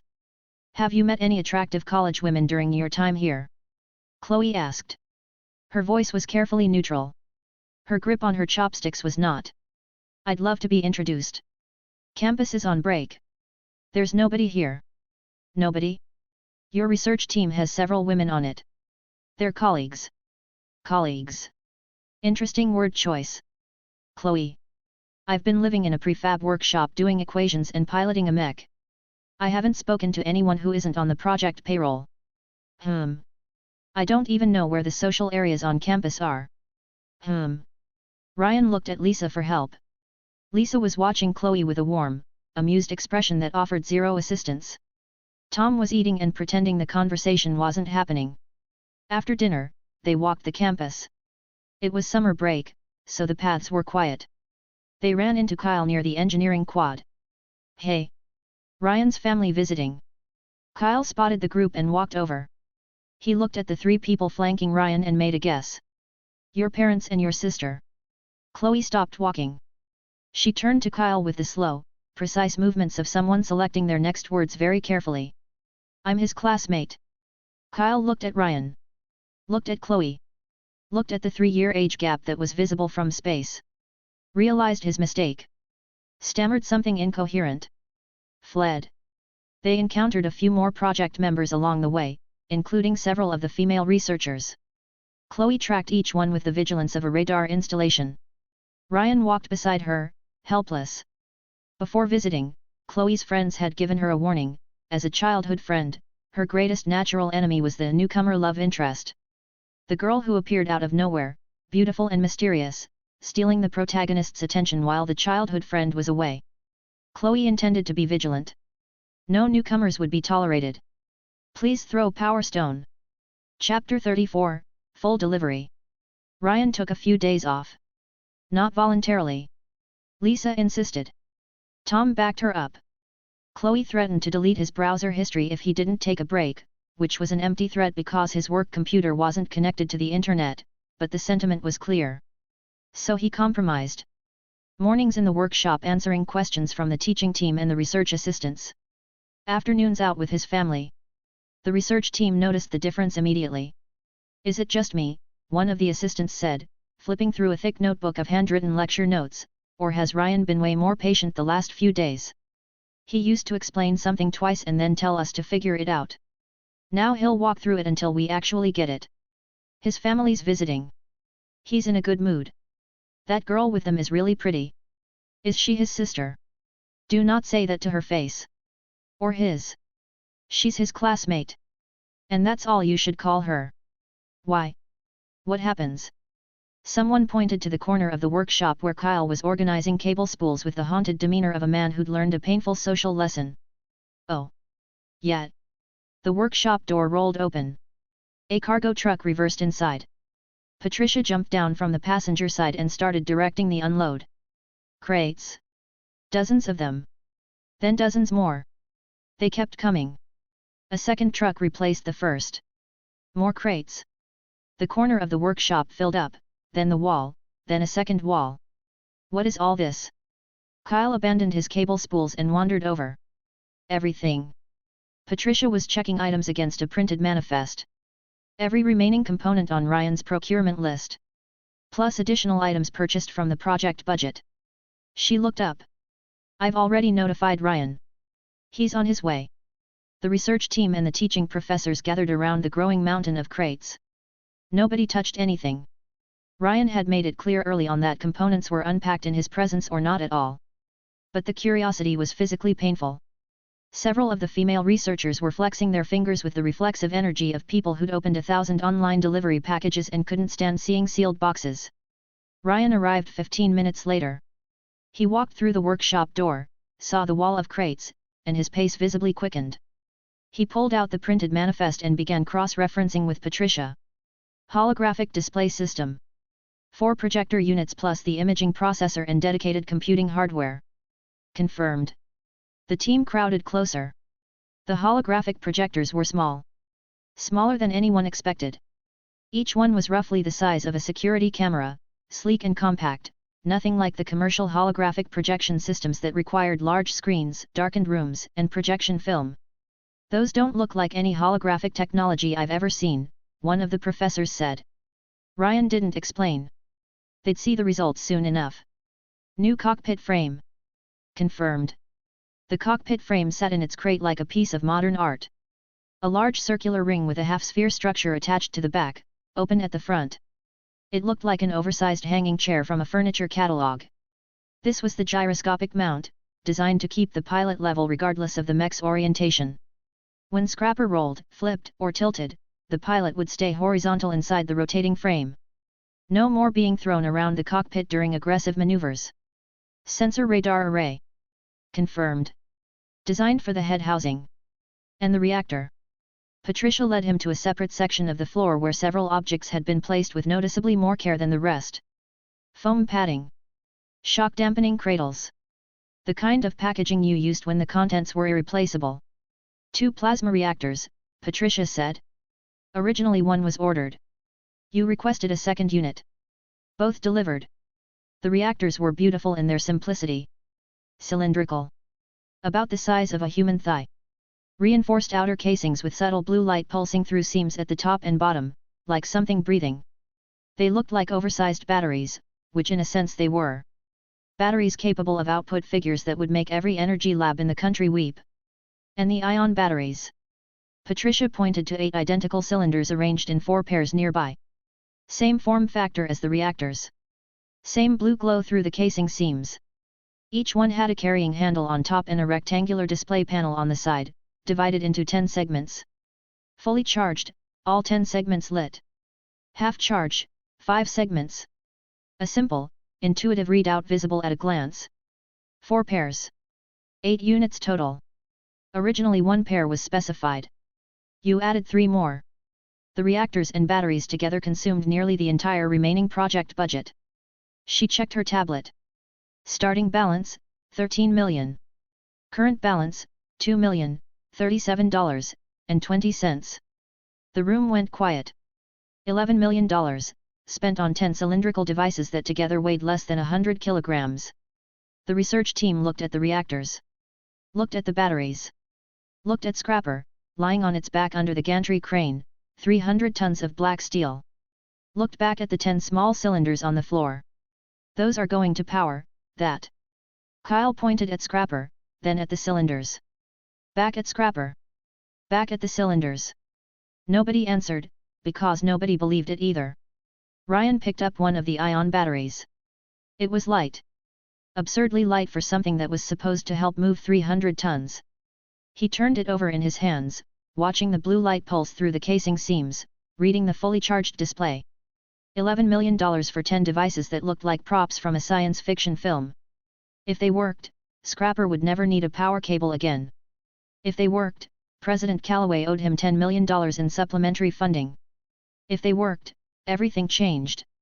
Ryan set the battery down gently and looked at his team. Let's get started. Chapter 35, Final Form. Ryan didn't share his team's doubts. He looked past the crates to the 5 technicians standing by the wall. 2 months of daily work on Scrapper had turned them into something resembling actual mech engineers. They knew every bolt spec, every cable gauge, every joint tolerance on the machine. They'd disassembled and reassembled it so many times they could do most of it blindfolded. The lead technician caught his look and nodded. We've reviewed the upgrade plan. It's straightforward. We're ready. Then let's go. Armor off first. By now this was routine. Scrapper's black plating came away panel by panel, revealing the familiar skeleton underneath. Phase 1, Cockpit Overhaul. The old driver support system was basic. Foot pedals on rails. A support arm behind the sensor vest. It kept the pilot in place during normal operation, but anything aggressive, a sharp turn, an emergency stop, a fall, and the pilot was at the mercy of physics. Inertial forces went straight through the cockpit frame and into the pilot's body. At combat speeds, the shock could break bones. The new gyroscopic mount changed everything. The circular ring went in first, bolted to the cockpit's structural hardpoints. The half-sphere backing followed, creating a cradle that could rotate freely on 3 axes. Once locked in, the pilot hung inside the ring like a compass needle, always vertical, always stable. If Scrapper fell forward, the mount rotated to keep the pilot upright. If Scrapper rolled into its spherical mode, the pilot stayed level while the mech tumbled around them. Built-in shock dampening absorbed the kinetic feedback from footsteps, impacts, and sudden stops. No more feeling every stride in your teeth. Phase 2, Energy System.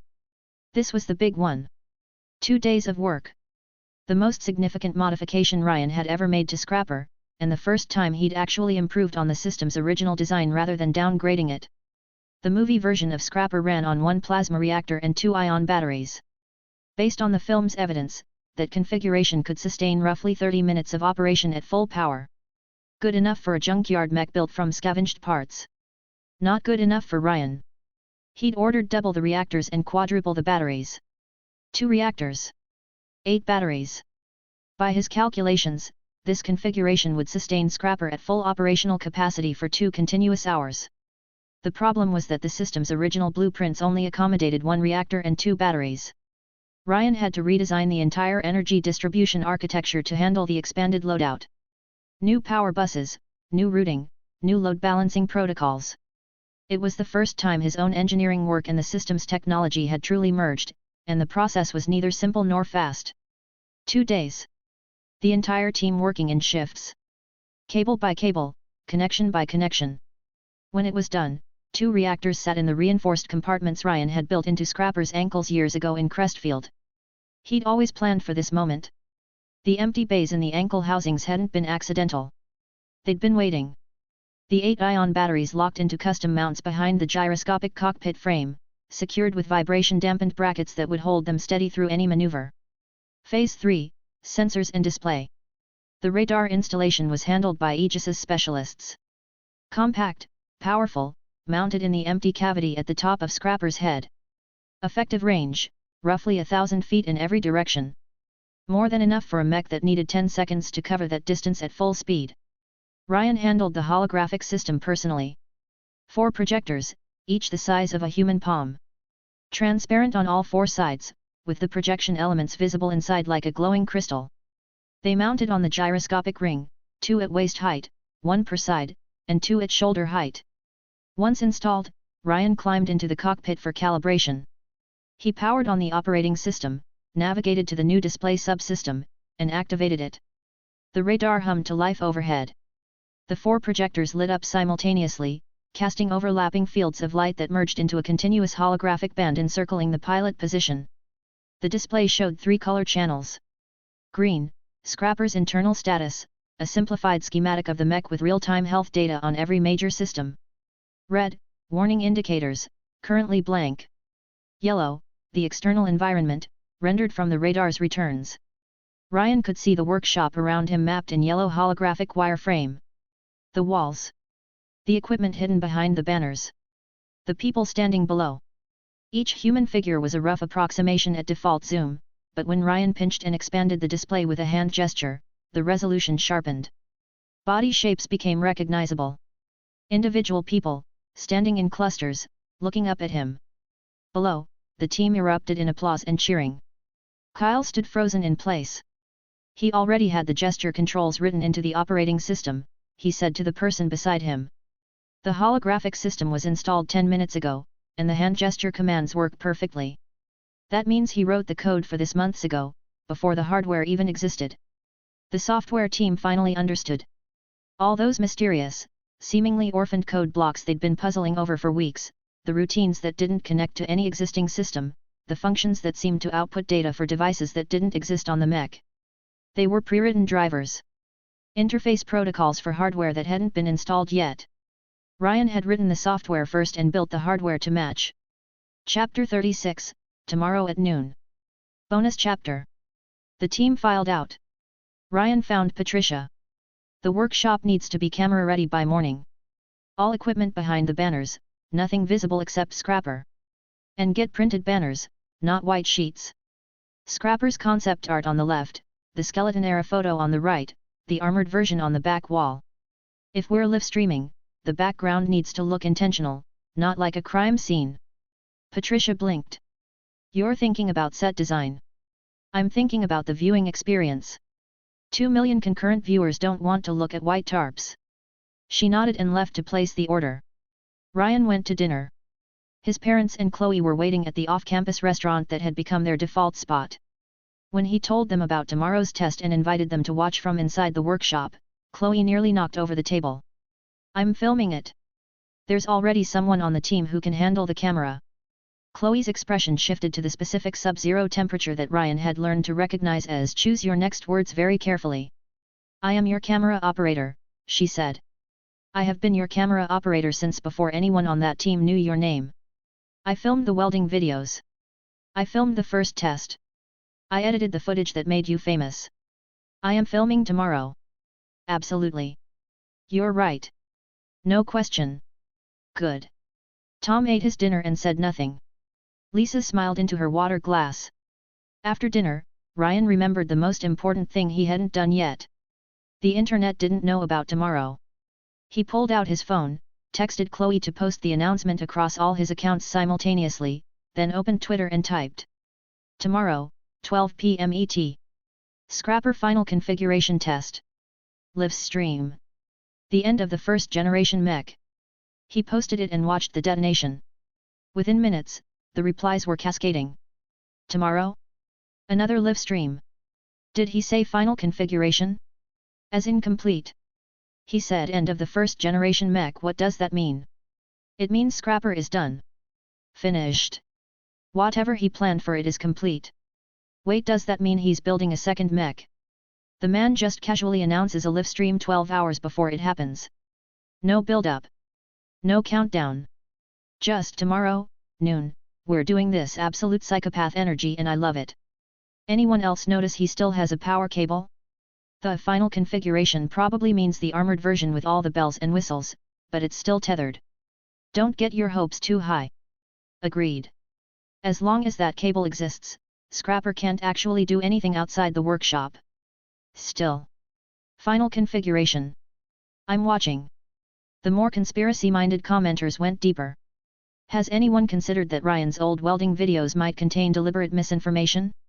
Like, technical red herrings designed to mislead anyone trying to reverse engineer his approach. That would be insane. You're saying he was playing 4D chess as a 12-year-old? The kid scored 749 on the SATs and built a mech in a garage.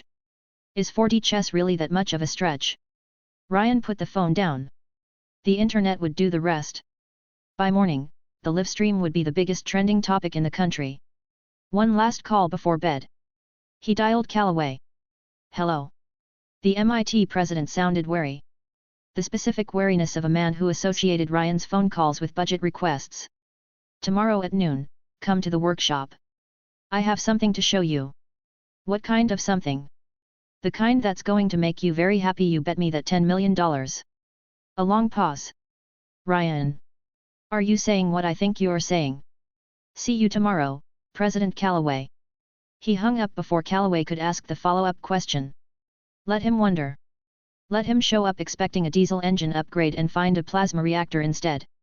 Ryan set his alarm, turned off the lights, and went to sleep with a grin on his face. Chapter 37, Showtime. 4:30 Advance Early Chapters, patreon.com/automxd. Danny Price woke up at 6 a.m. Not because he had class. Classes were done. Summer break. He woke up because today was the live stream, and he intended to be ready 4 hours early, which was excessive and he knew it and he didn't care. He'd seen the announcement at midnight. Shared it to the fan community server he'd joined after the first test video went viral.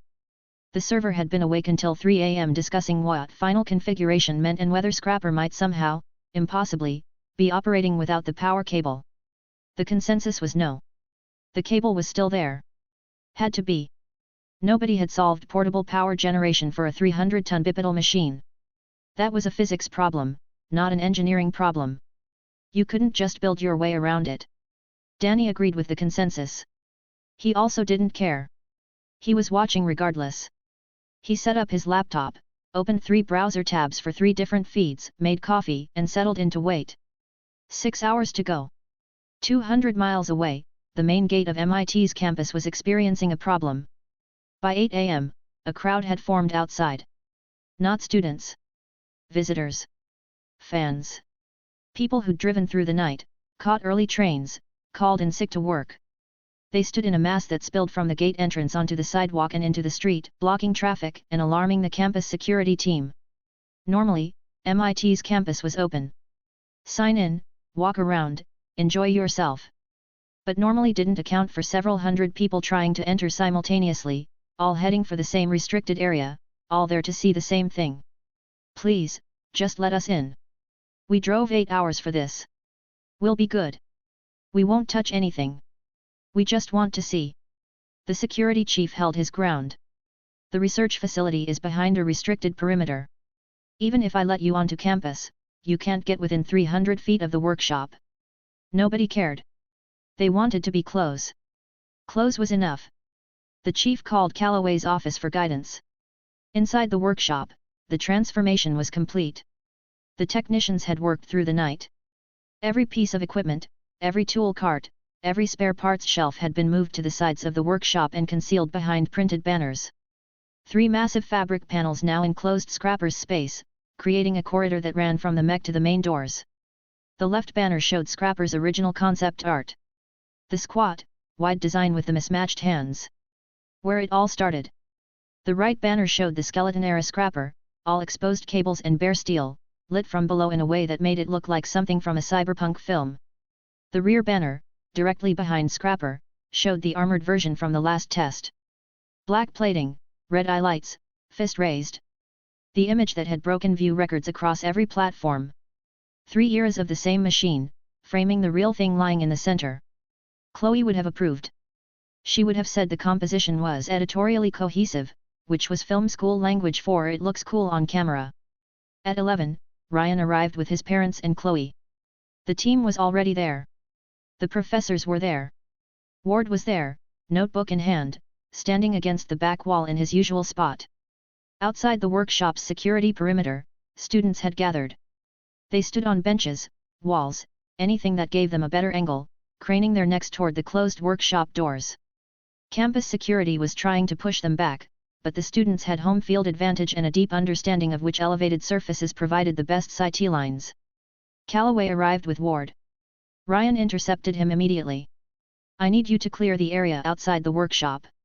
I'm taking Scrapper outside today, and I don't want anyone within 100 feet of the doors." Calloway processed this. "Outside," he repeated. "Outside. As in, through the doors, into the open air." "Scrapper is leaving the building." Calloway's face went through several stages. The implications were cascading. Scrapper going outside meant Scrapper wasn't tethered to the generator. Which meant the power cable was gone. Which meant Ryan had solved the energy problem. Which meant the bet was about to be called in. "The cable." Calloway started. Ryan smiled at him. The bright, uncomplicated smile of a 14-year-old who was about to collect $10 million. "I think you already know the answer to that question, sir." Calloway stood very still for a moment. Then he turned to the security chief and gave the order, "Clear the surrounding area, bring additional personnel, establish a safe perimeter. Let the crowds onto campus but keep them back." Way back. Inside the workshop, the final preparations were underway. Ryan pulled the video camera from his bag. Kyle appeared at his elbow instantly, hand already reaching for it. Ryan walked past him without slowing down and handed the camera to Chloe. Kyle froze. Watched Chloe take the camera with the practiced ease of someone who'd been doing this since before he knew Ryan's name. Watched her check the lens, test the viewfinder, adjust the angle, all in about 4 seconds. She looked up. Caught Kyle's eye. Held it for exactly long enough to establish the hierarchy. Then she went back to work. Kyle retreated into the research team with the quiet dignity of a man who'd just been outranked by a 17-year-old with a ponytail. The assistants were huddled nearby, having the conversation that everyone was having. What if it doesn't work? The diagnostics were clean. Diagnostics aren't the same as a live test under full load. He says 2 hours of runtime. He also says he's taking it outside. That means no cable. No backup. If the reactor fails mid-stride, 300 tons of steel falls over in public, on camera, in front of the whole internet. Has he ever been wrong? A pause. Nobody could cite an instance. Then I guess we trust the math. Time crawled toward noon. Chloe deployed a small drone, checking the battery, testing the controls. When Scrapper went outside, she'd need aerial footage. The drone would handle the wide shots. She'd handle everything else. Ryan climbed into the cockpit. The new gyroscopic mount cradled him like a hand. The sensor suit sealed. The gloves locked. The helmet clicked into place, and for the first time, the holographic display activated around him, a ring of green and yellow light mapping Scrapper's systems and the surrounding environment in real time. Everything was different. The cockpit that had been an open cage in Crestfield, a blind box after the armor went on, was now a command center. Full situational awareness. Full body stability. Full power independence. Ryan checked the reactor status. Both units online. 8 ion batteries at full charge. He had 2 hours of operational time. He intended to use about 15 minutes of it. The rest was insurance. Ready. Chloe's voice came through the cockpit speaker. She'd patched her radio into Scrapper's communication system. Ryan looked at the holographic display. Green across the board. The crowd outside, rendered in yellow wireframe, was being pushed back by security personnel. The workshop doors were clear. He took a breath. Ready.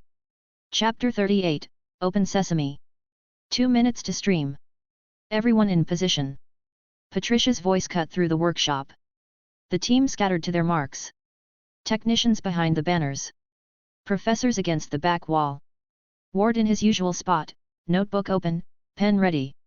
Outside, Chloe had the main camera locked on the workshop's massive front doors. The frame was tight. Nothing visible except the doors themselves, floor to ceiling, sealed shut, filling the entire shot. She left the camera running and pivoted to her drone controls. The drone was airborne already, hovering at 50 feet, waiting. When Scrapper went outside, the ground camera would be useless. Only the drone would capture what came next. In living rooms, dorm rooms, offices, and phone screens across the country, millions of viewers found the live stream and saw the same thing, a door. A very large door. That is one big door. Open sesame. What's behind door number 1? The suspense is killing me and nothing has happened yet. Outside the workshop perimeter, the crowd pressed against the security line 100 meters back. Students on elevated surfaces, craning for any view. Reporters with telephoto lenses aimed at the building, capturing nothing but the door and the top of the 3-meter security fence. We can't see anything from here. This is ridiculous. Let us closer. A blonde foreign correspondent tried to push past the security line, microphone in hand. 2 campus security officers redirected her firmly. She said something about press freedom. They said something about perimeter regulations. Nobody moved. Everyone, on-site and online, was watching the door. Inside the cockpit, Kyle's voice came through the COMM system. Clock's almost there. You can start the power-up sequence. Ryan stepped onto the gyroscopic mount. The sensor vest was locked in its open position on the support frame, spread wide like wings. Ryan leaned back into it. The frame sensed his weight, the buffer engaged, and the vest closed around his torso with a mechanical click. Chest clasps. Shoulder locks. Sealed. The helmet descended on its articulated arm, settling over his head with precision. The visor sealed. The world outside vanished. Boots locked into the pedals. Gloves on. Magnetic couplings engaged. Neural link ready. Ryan pressed the activation switch on his right glove. The cockpit came alive. Lights first. Status indicators climbing up the interior panels. Then the holographic display, projecting its ring of light around him, replacing the old touchscreen with a full environmental readout. Scrapper's schematics in green. Warning channels in red, currently empty. External environment in yellow, mapped from the radar overhead. A holographic cursor tracked his right hand, circling his wrist like a luminous bracelet. Ryan tapped the startup command on the holographic interface. Deep in Scrapper's ankles, the 2 plasma reactors ignited.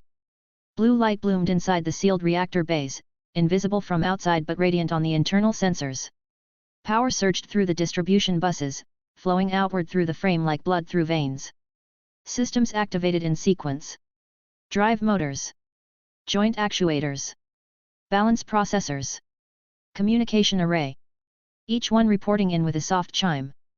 Behind Ryan, the 8 ion batteries came online simultaneously. Their charge displays glowed solid blue in the cockpit's dim light. 10 segments per battery. All full. All 8. The engine reached full power. A low hum, barely audible inside the sealed cockpit, more felt than heard. The holographic display consolidated the startup report. Engine, online systems, nominal energy reserves, 100% neural link, active. Clear the floor, Ryan said into the COMM. I'm rolling over. Kyle organized the evacuation. The holographic display confirmed it in real time. Yellow figures moving to the edges of the workshop, clustering against the walls, well clear of Scrapper's rotation radius. Clear. Ryan rolled Scrapper onto its front. The gyroscopic mount absorbed the rotation perfectly. Inside the cockpit, Ryan stayed vertical while 300 tons of steel flipped around him. No lurch. No vertigo. The mount rotated smoothly on its bearings, compensating in real time. The impact of the roll shook the workshop floor. Even dampened by the reinforced plating, the sound was enormous. Ryan stood Scrapper up. Full height. Head nearly touching the 60-foot ceiling. Walked it to the center of the workshop, faced the main doors. He checked the time on the holographic display. 11:58. Kyle. At 12 sharp, open the doors. Copy. In the live stream, viewers had heard the boom of the roll. Theories flew. Something just happened in there. That sound was massive. That's the mech moving. Same sound as the test videos. It crashed. Live streams cancelled. Calling it now. That's footsteps, you moron. It's walking. 2 minutes. 12 o'clock. Kyle pressed the button. The workshop doors were multi-fold construction. They didn't swing open. They split down the center and folded outward in segments, panel by panel, each fold widening the gap. First fold. A 2-meter crack of light appeared down the center. Through it, the live-stream camera caught a sliver of black. Second fold. The gap widened. More black. The outline of something massive. Third fold. Fourth. The doors continued opening, each segment adding another meter of visibility. Kyle hit stop at the halfway point. The doors locked in place. Through the opening, Scrapper stood in full view. Black armor from head to foot. Red lights glowing on the head like eyes.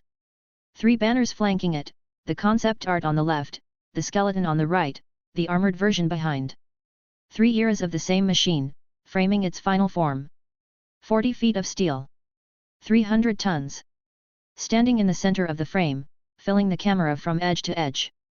The live stream chat broke. Chapter 39, Unleashed.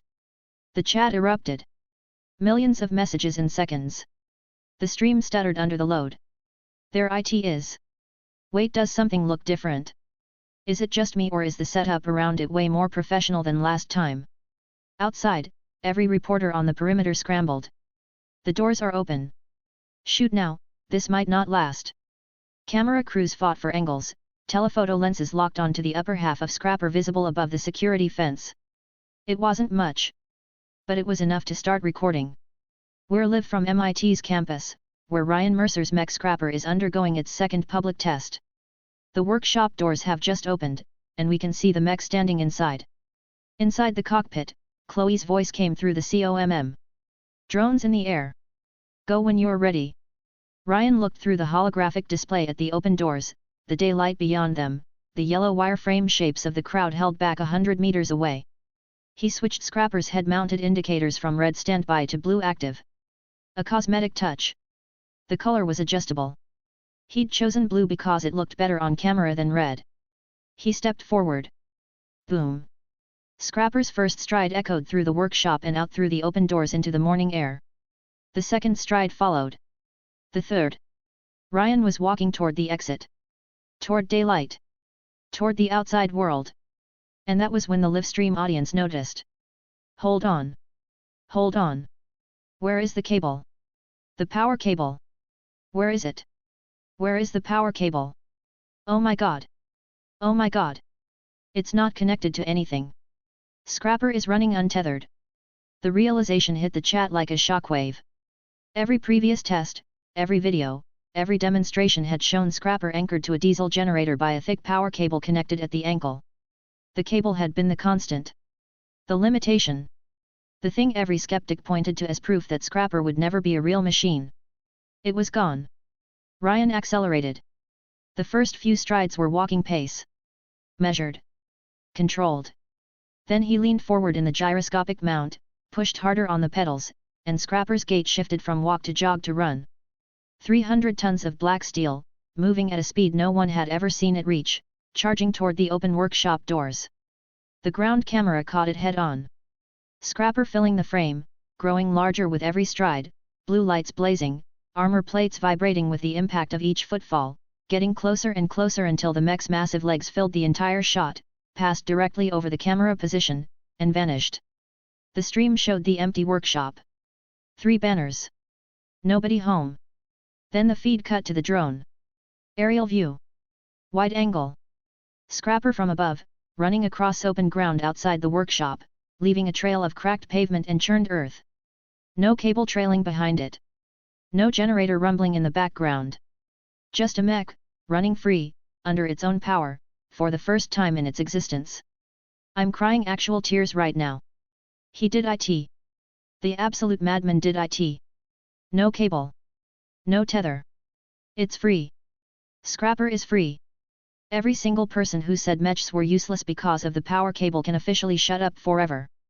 Outside, the crowd saw it happen in real time.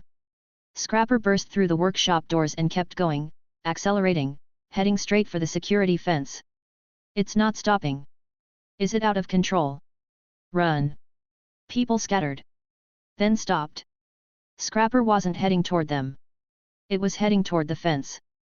The 3-meter corrugated metal barrier that enclosed the research area. Calloway understood before anyone else. He's going through it, he said quietly. Ward looked at him. Through the fence. Through the fence. Crash. One stride. One impact. The fence didn't resist so much as disintegrate. A section 30 feet wide exploded outward in a shower of corrugated panels, support posts, and concrete anchors. Debris flew. Dust billowed. The remaining sections of fence wobbled, tilted, and collapsed in both directions like dominoes. Scrapper emerged from the cloud of wreckage at full speed, trailing fragments of fencing from its legs, blue lights cutting through the dust like headlamps in fog. The drone caught every frame. The image was cinematic. Scrapper punching through the barrier, debris scattering in its wake, open campus beyond, nothing between the mech and the horizon but grass and trees and sky. That was the most badass thing I have ever seen in my entire life. He just ran through a wall. A wall. He ran through an actual wall. Somebody check on Professor Osman because his hot take just aged like milk in the sun. Remember when that Harvard professor said Scrapper was basically useless? Somebody send him this clip. Calloway watched from behind the security line. His expression was complex. Pride. Alarm. The dawning certainty that he was about to write a very large check. And the distinct suspicion that the repair bill for the fence, the pavement, and whatever else Scrapper destroyed on its run was going to appear on his desk by Monday morning. Ward was beside him, not even pretending to maintain composure. He was grinning. That fence is coming out of the project budget, Calloway said. Worth it, Ward replied. Chapter 40, Ball Mode. 430 Advance Early Chapters, patreon.com/automxd. Bonus Chapter. If the livestream chat was losing its mind, the people on the ground were losing their legs. The moment Scrapper cleared the demolished fence and kept running, every spectator, reporter, student, and campus security officer within visual range made the same decision simultaneously: follow it. The result was chaos. Several hundred people broke into a dead sprint across MIT's campus, chasing a 40-foot mech that was outpacing them without trying. Reporters ran with cameras on their shoulders, trying to keep the shot steady while their lungs burned. Students in flip-flops abandoned their footwear within the first 100 meters.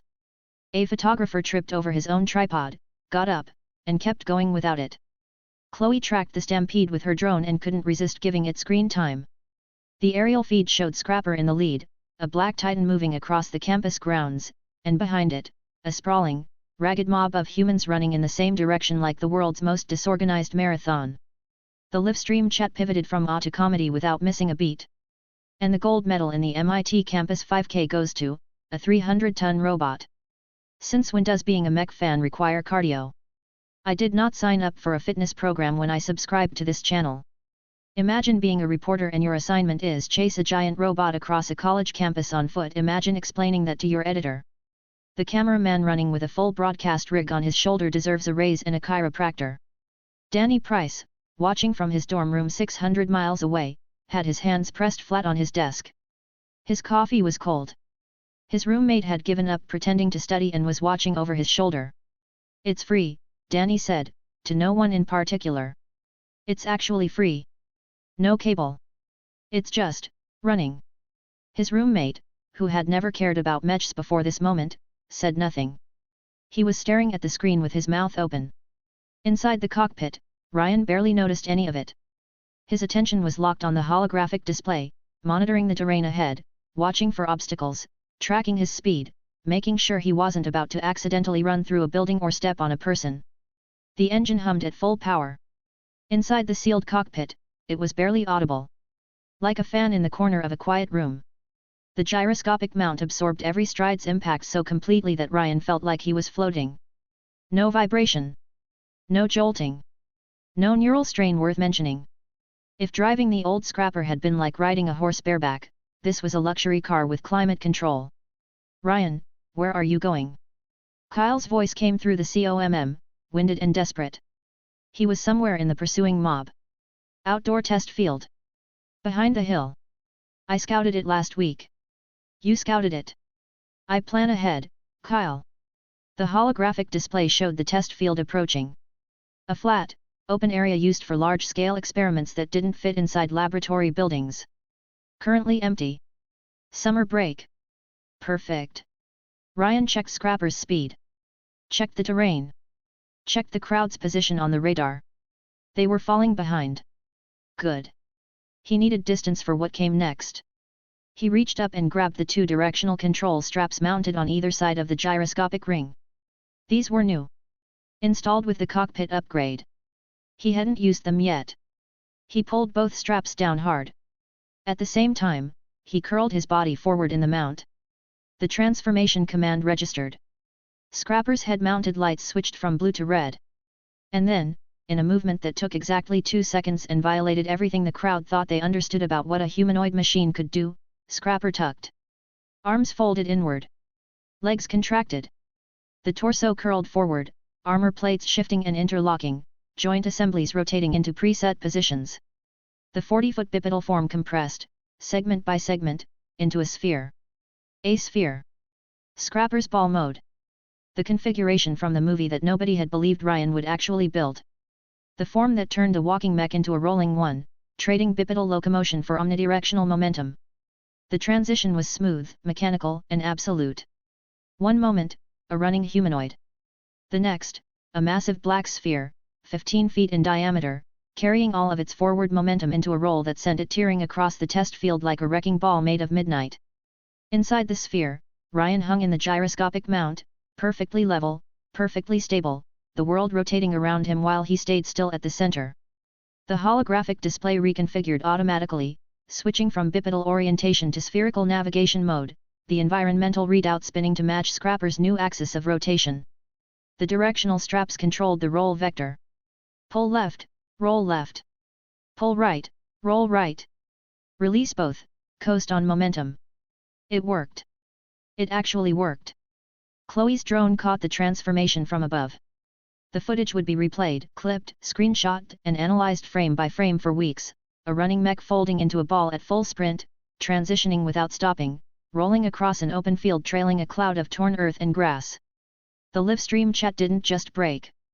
It ceased to function as a communication medium and became pure noise. What? What? IT turned into a ball. A ball. It's a ball. The mech is a ball. Everything he ever said was true. Every single thing. 2 months ago it was a skeleton on a power cable and now it's a self-powered ball rolling across a field at 40 miles an hour. I cannot process this. Remember when he said Scrapper could switch between humanoid and ball mode and we all thought it was a stretch goal? It was not a stretch goal. It was the plan. The professor who said mechs are useless has left the chat. The professor who said mechs are useless has been forcibly removed from the chat. When the pursuing crowd reached the test field, they stopped running. Not because they were tired, though they were. Not because security told them to, though security was trying. They stopped because what they saw didn't match any version of reality they'd been operating under. The mech was gone. In the middle of the field, a massive black sphere was rolling in wide circles, carving tracks into the earth, trailing dust and debris, moving with a momentum that suggested it could keep going indefinitely. Someone in the crowd slapped their own face. Hard. Where did it go? A student asked, genuinely confused. The mech was just here. Where's the mech? Kyle, doubled over and gasping beside them, pointed at the sphere. That is the mech. Silence. Then the kind of noise that happens when several hundred people realize simultaneously that everything they thought they knew was wrong. Additionally, if you would like to request novels and access my Google Drive where I have 200+ audiobooks, then you can join my Patreon. Link is also provided in the description.